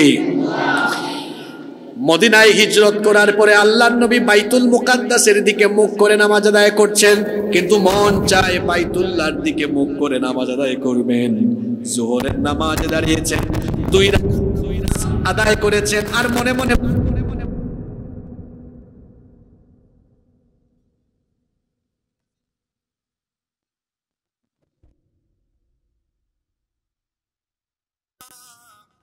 অবশ্যই আল্লাহ এটা লক্ষ্য করেছেন, আপনি যে বারবার আকাশের পানে তাকাচ্ছেন, বারবার যে আপনি মনে মনে আকাঙ্ক্ষা ব্যক্ত করছেন, আল্লাহ তাআলা এটা বুঝে ফেলেছেন। 4 রাকাত নামাজের 2 রাকাত নামাজ হয়েছিল বাইতুল মুকাদ্দাসের দিকে মুখ করে। আল্লাহ দ্বিতীয় রাকাতেই আয়াত নাজিল করে বললেন, বাকি 2 রাকাত নামাজ ফালানুওয়াল্লিয়ান্নাকা কিবলাতান তারদাহা ফাওয়াল্লি ওয়াজহাকা শাতরাল মাসজিদিল হারাম, এক্ষুনি আপনার চেহারাকে মসজিদে হারামের দিকে ঘুরায় নেন। এইভাবে আল্লাহ নবী মনে মনে যখন আকাঙ্ক্ষা ব্যক্ত করেছেন, হাত তোলা লাগে নাই, আল্লাহ সাথে সাথে পূরণ করে দিয়েছেন, সাথে সাথে আল্লাহ পূরণ করে দিয়েছেন। নাম্বার 15, 15 নম্বর, আমার নবীকে আল্লাহ এত সম্মান দিয়েছেন। আমার নবী দুনিয়া থেকে বিদায় হয়েছেন, আমার নবীর ওফাত হয়েছে, কিন্তু আমার নবীর মুআজিজার পাওয়ার কার্যকারিতা এখনো অবশিষ্ট আছে না নাই? আল্লাহ তাআলা সকল নবী রাসূলকে বিভিন্ন রকমের মুআজিজা দিয়েছেন, কিন্তু নবী রাসূল দুনিয়া থেকে চলে যাওয়ার সময় তাদের মুআজিজার পাওয়ারও শেষ হয়েছে। যেমন আপনারা জানেন দাউদ আলাইহিস সালামের, যেমন আপনারা জানেন সুলাইমান আলাইহিস সালামের মুআজিজা ছিল তিনি পাখির ভাষা বুঝতেন। তিনি তার যে সিংহাসন ছিল সেটার উপর বসলে বিনা ইঞ্জিনে বাতাসের মাধ্যমে তার সেই সিংহাসন 1 মাসের পথ চলে যেত। সুবহানাল্লাহ। এই যে আমি এটা সোফায় বসছি, কারণ আমি যদি সারা রাত ফু মারি, এই সোফা কি উড়ে গিয়ে আমাকে আমার বাসা পর্যন্ত পৌঁছে দিবে নাকি? আমি এরকম ফু দিয়ে এটাকে উড়ানোর চেষ্টা করলে আপনারা বলবেন হুজুর পাগল হয়ে গেছে, ঠিক না? সুলাইমান আলাইহিস সালাম দুনিয়া থেকে চলে গিয়েছেন, তার সেই সিংহাসন এখন কি কেউ 1 আঙ্গুল উপরে তুলতে পারবে? তিনি চলে গিয়েছেন, মুআজিজার পাওয়ারও শেষ। মূসা আলাইহিস সালামের অনেকগুলো মুআজিজা ছিল। বগলের নিচ থেকে হাত বের করলেই হাত শুভ্রতা ছড়াতো, আবার হাতের লাঠি ফেলে দিলে সেটা কখনো সাপ হয়ে যেত, আবার কখনো বা হাতের লাঠি দিয়ে আঘাত করলে সাগরের মাঝখানে রাস্তা বানিয়ে দিতেন কে? এখন মুসা নবী দুনিয়া থেকে চলে গিয়েছেন, মুসা নবীর হাতের লাঠি যদি কেউ এখন মাটিতে ফেলে এটা কি 2 আঙ্গুল সমান সাপও হবে? কিন্তু আমার নবী, তাকে তো আল্লাহ অনেক মুআজিজা দিয়েছেন, আমার নবীর অসংখ্য মুআজিজা আছে। আমার নবী অন্ধকার রাতে হাসলে পরে তার দাঁতের উজ্জ্বল আলোতে আকাশের চাঁদ 2 ভাগ হয়েছে। আল্লাহু আকবার। আমার নবীর অনেক মুআজিজা। আমার নবী যখন কোনো পথ ধরে হেঁটেছেন, সেই পথের যত পাথর আর গাছ থাকতো, সকল পাথর আর গাছ তখন আমার নবীকে সালাম দিয়ে আমার নবীর জন্য সাজদায় লুটিয়ে পড়তো। অনেক মুআজিজা। শ্রেষ্ঠ মুআজিজার নাম হলো আল কুরআনুল কারীম। শ্রেষ্ঠ মুআজিজার নাম কি? তো নবী ওফাত হয়েছে, চলে গিয়েছেন, এখন কোরআনের পাওয়ার কি শেষ হয়েছে? কোরআনের পাওয়ার তো শেষ হয় নাই। আজকের এই মাহফিল তার প্রমাণ। এখানে এই মাহফিলে এসেছে মানুষ, কেন এসেছে? বিরিয়ানি খাবে, এখানে কোনো তবারুক দেওয়া হবে এই আশা এসেছে না। এই বিরিয়ানি তবারুকের চাইতে তার বাড়িতে ভালো খাবার আছে, কিন্তু এখানে শুধুমাত্র আল্লাহর কোরআনের আকর্ষণে সে ছুটে এসেছে। কোনো রাজনৈতিক সমাবেশে মানুষ নিতে হলে পকেটে 500-1000 টাকা ঢুকাইয়া বিরিয়ানি ঢুকাই দিতে হয়, নইলে যায় না। আর কোরআনের মাহফিলে নিজের পয়সা খরচ করে দূর দূরান্ত থেকে মানুষ হচ্ছে, এটা কোরআনের এক অন্যতম আকর্ষণ। নবীজি দুনিয়া থেকে বিদায় হয়েছেন, ওফাত হয়েছে, কিন্তু কোরআনের আকর্ষণ ফুরিয়ে যায়নি। এখনো এই কোরআনের জন্য মানুষ কাঁদে না? আপনারা হারামাইন শরীফাইনে যখন যাবেন দেখবেন কত মানুষ অর্থ না বুঝেও কোরআন শুনলেই কাঁদে না? কাঁদে। এটা কোরআনের ইজাজ, কোরআনের মুআজিজা, অলৌকিকত্ব। এই কোরআনের আকর্ষণ ফুরিয়ে যায়নি। আল্লাহর নবী তো বিদায় হজেও বলেছেন, তারাকতু ফিকুম আমরাইন, আমি 2টো জিনিস তোমাদের জন্য রেখে যাচ্ছি, লান তাদিল্লু মা তামাসসাকতুম বিহিমা, এই 2টো জিনিসকে আঁকড়ে ধরলে তোমরা পথভ্রষ্ট হবে না। কয়টা জিনিস? 2টা। 1 কিতাবুল্লাহ, আল্লাহর কিতাব। 2 ওয়া সুন্নাত রাসূলিহি, রাসূলের সুন্নাহ আদর্শ। এই 2টা জিনিসকে আঁকড়ে ধরবে যারা, সফল হবে, জান্নাতি হয়ে যাবে তারা। এজন্য আসুন আমরা আল্লাহর কোরআনকে আঁকড়ে ধরে নবীর আদর্শ বাস্তবায়নের পথে আমরা এগিয়ে যাব। রাজি আছেন সবাই? তো এজন্য তোমার নেতা আমার নেতা আল কোরআনের আলো, সব সমস্যার সমাধান দিতে পারে। নারায়ে তাকবীর। সম্মানিত ভাইয়েরা, সম্মানিত বাবারা, এখন কোরআনের পথে ইস্তেকামত থাকা আর রসুলের আদর্শের পথে চলবো আমরা সিদ্ধান্ত নিয়েছি, স্লোগানও দিয়েছি, কিন্তু ফজরের নামাজ যদি কাজা করি, 5 ওয়াক্ত নামাজে যদি না আসি, তাহলে কি রসুলের আদর্শ বাস্তবায়ন হবে? এই আমি বলেছি আজকের আলোচনায় এই পাঁচটা বার্তা দয়া করে নিয়ে যান। 1, কখনোই নামাজ ছাড়বেন না, কারণ যার মধ্যে নামাজ নাই তার মধ্যে ঈমান। সোজা কথা নবীজি বলেছেন, যার মধ্যে নামাজ নাই তার মধ্যে ঈমান নাই। একজন মুমিনের সবচেয়ে বড় পরিচয় হলো নামাজ। বলেন তো দেখি, নামাজ আদায় করলে খুশি হন যিনি, তিনি কে? আর নামাজ ছেড়ে দিলে খুশি হয় কে? এবার সবাই বলেন দেখি, আমরা খুশি করব আল্লাহকে না শয়তানকে? আমরা নামাজে গেলে খুশি হন কে? না গেলে খুশি হয় কে? তো আজকে ফজরের নামাজ কি আমরা কাজা করে শয়তান খুশি করব নাকি? কারা কারা ফজরের নামাজ ছেড়ে দিব? হাত তুলেন। এটা ভুলে তুলছে 1-2 জন, অসুবিধা নাই। ফজরে আসবো তো সবাই? শুধু কি ফজর না সব নামাজ? একদম মসজিদের কাতার আমরা পরিপূর্ণ করে দিব। যুবক ভাইদেরকে বলছি, ও আমার যুবক ভাইয়েরা, আপনাদের সম্মান আল্লাহর কাছে কত বেশি শুনেন। এই যৌবন বয়সে যারা 5 ওয়াক্ত নামাজে গিয়ে আল্লাহকে সেজদা দিবেন, কিয়ামতের দিন আল্লাহ বলবেন, সীতাকুণ্ডের ওই যুবকগুলো কোথায় যারা আজান হলে জামাতে গিয়ে নামাজ আদায় করতো? ফেরেশতারা ডেকে আনো আমার এই প্রিয় বান্দাদেরকে, আমার আরশে আজিমের নিচে তাদেরকে জায়গা করে দাও। সুবহানাল্লাহ। যুবক ভাইয়েরা, আমরা আরশে আজিমের নিচে জায়গা পেতে চাই কি চাই না?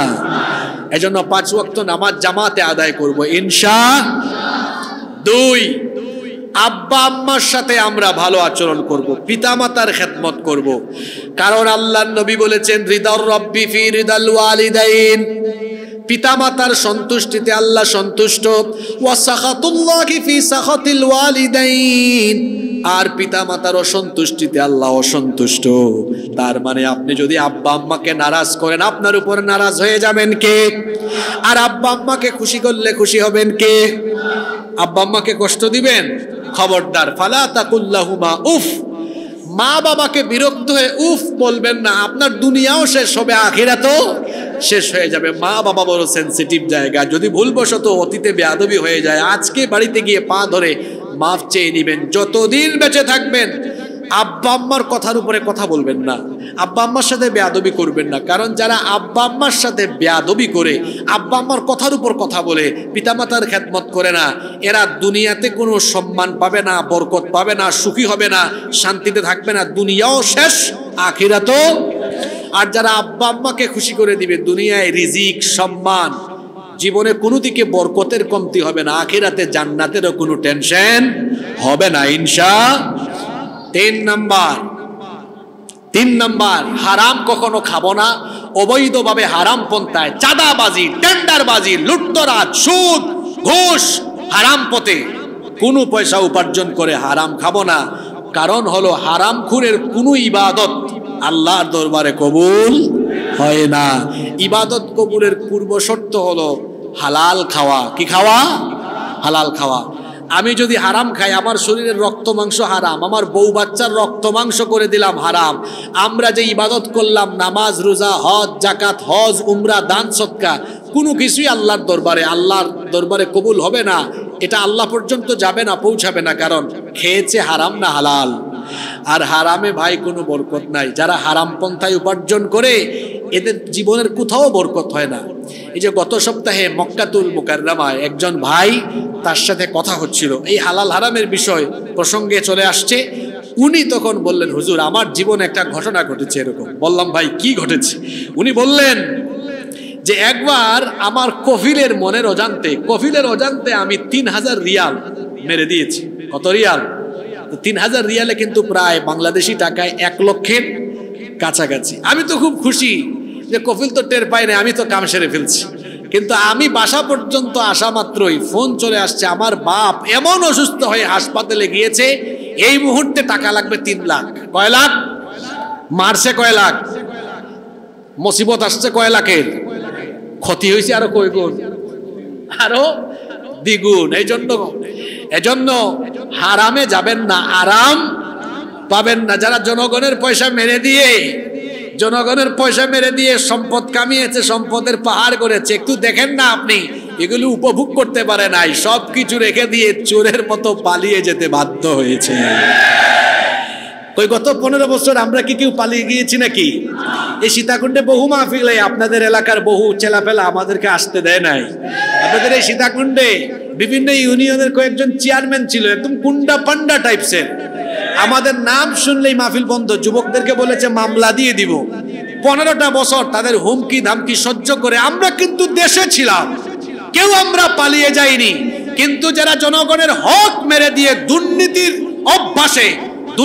অভ্যাসে অভ্যস্ত হয়ে যারা মানুষের উপর জুলুম করেছে, তাকিয়ে দেখেন প্রত্যেকেই চোর ডাকাতের মতো বুরখা পরে অনেকে পালিয়ে গিয়েছে। কারণ হারামের ভেতরে কোনো আরাম নাই রে ভাই। আপনি সৎ পথে চলবেন, হালাল খাবেন, দেখবেন বরকত দিয়ে দিবেন কে।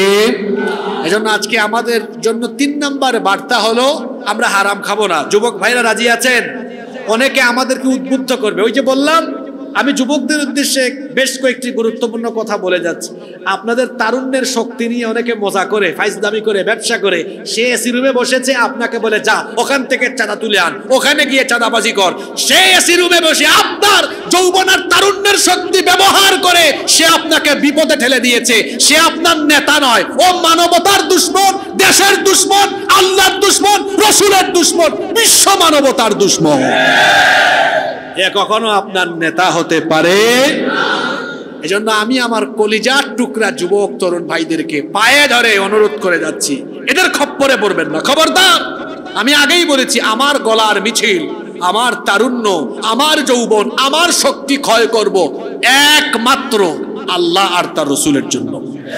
যুবক ভাইরা আমার সাথে একমত? রাজি আছেন সবাই?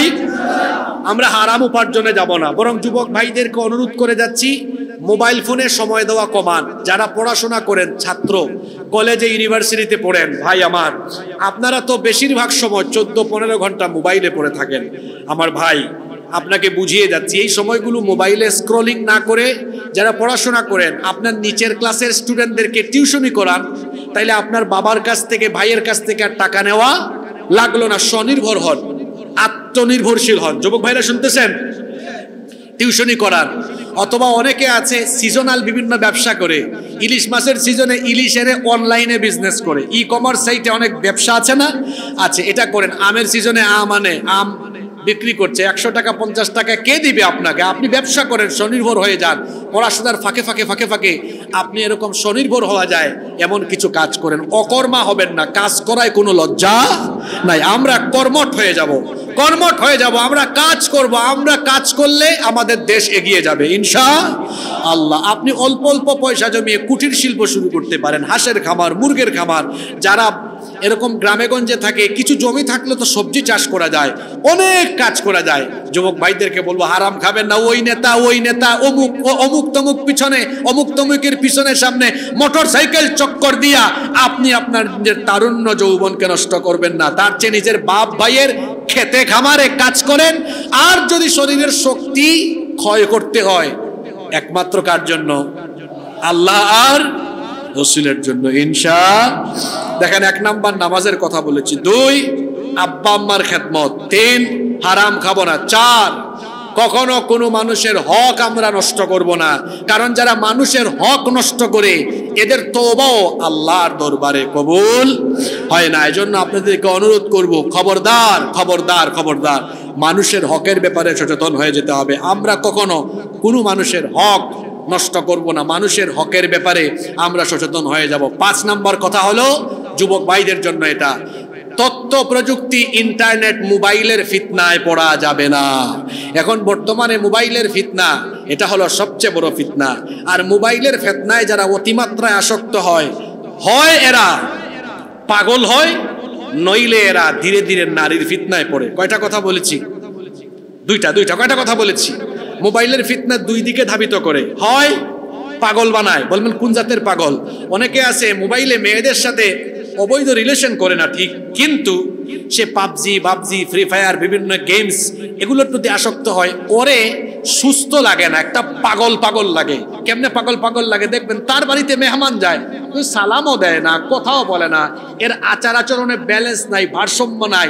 অর্থাৎ সে শারীরিকভাবে সুস্থ হলেও আচার আচরণে পাগল, তবে শারীরিকভাবেও বেশি দিন সুস্থ থাকতে পারবে না। যে হারে মোবাইলে আসক্ত, ধীরে ধীরে তার মাইগ্রেনের প্রবলেম হয়ে মারাত্মক পর্যায়ের পাগলামিতে চলে যেতে পারে। দুই আরেক গ্রুপ হলো, এরা ফেসবুক ইউটিউবে থাকতে থাকতে ধীরে ধীরে নারীর ফিতনায় চলে যায়।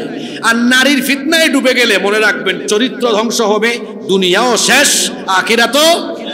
এজন্য যুবক ভাইদেরকে পা ধরে অনুরোধ করে যাচ্ছি, ভাইয়েরা আমার, মোবাইলের ফিতনায় পড়ে নিজের এই সুন্দর জীবন, সুন্দর কেরিয়ার, সুন্দর এই তারুণ্য যৌবনকে দয়া করে নষ্ট করে দিবেন না।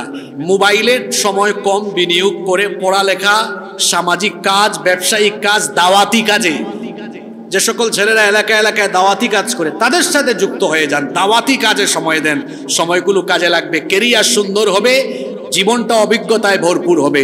মোবাইল যতটুকু প্রয়োজন ততটুকু ব্যবহার করব, অপব্যবহার আমরা করব না। রাজি আছেন সবাই? কয়টা কথা বললাম? এক, নামাজ ছাড়বো আমরা এক ওয়াক্ত নামাজও ছাড়বো না। সবাই রাজি আছেন? দেখি কারা কারা রাজি, আল্লাহকে দেখান তো একটু। মাশাআল্লাহ মাশাআল্লাহ, ঠিক আছে, স্লোগান লাগবে না। আল্লাহ সবাইকে কবুল করেন। দুই, যাদের আব্বা আম্মা বেঁচে নাই সব সময় দোয়া করব তাদের জন্য, আর বেঁচে আছেন যাদের মা বাবা বেঁচে আছেন আব্বা আম্মার খেদমত করব। তিন, হারাম খাবো না ইনশাআল্লাহ। চার, মানুষের হক নষ্ট করব না। পাঁচ, তথ্য প্রযুক্তির ফিতনায় নিজেকে নিমজ্জিত করব না, চরিত্রকে উন্নত করব, কোরআন সুন্নাহর আদর্শে আমরা আদর্শিত হব। আল্লাহ আমাদের সবাইকে সেই তৌফিক দান করেন।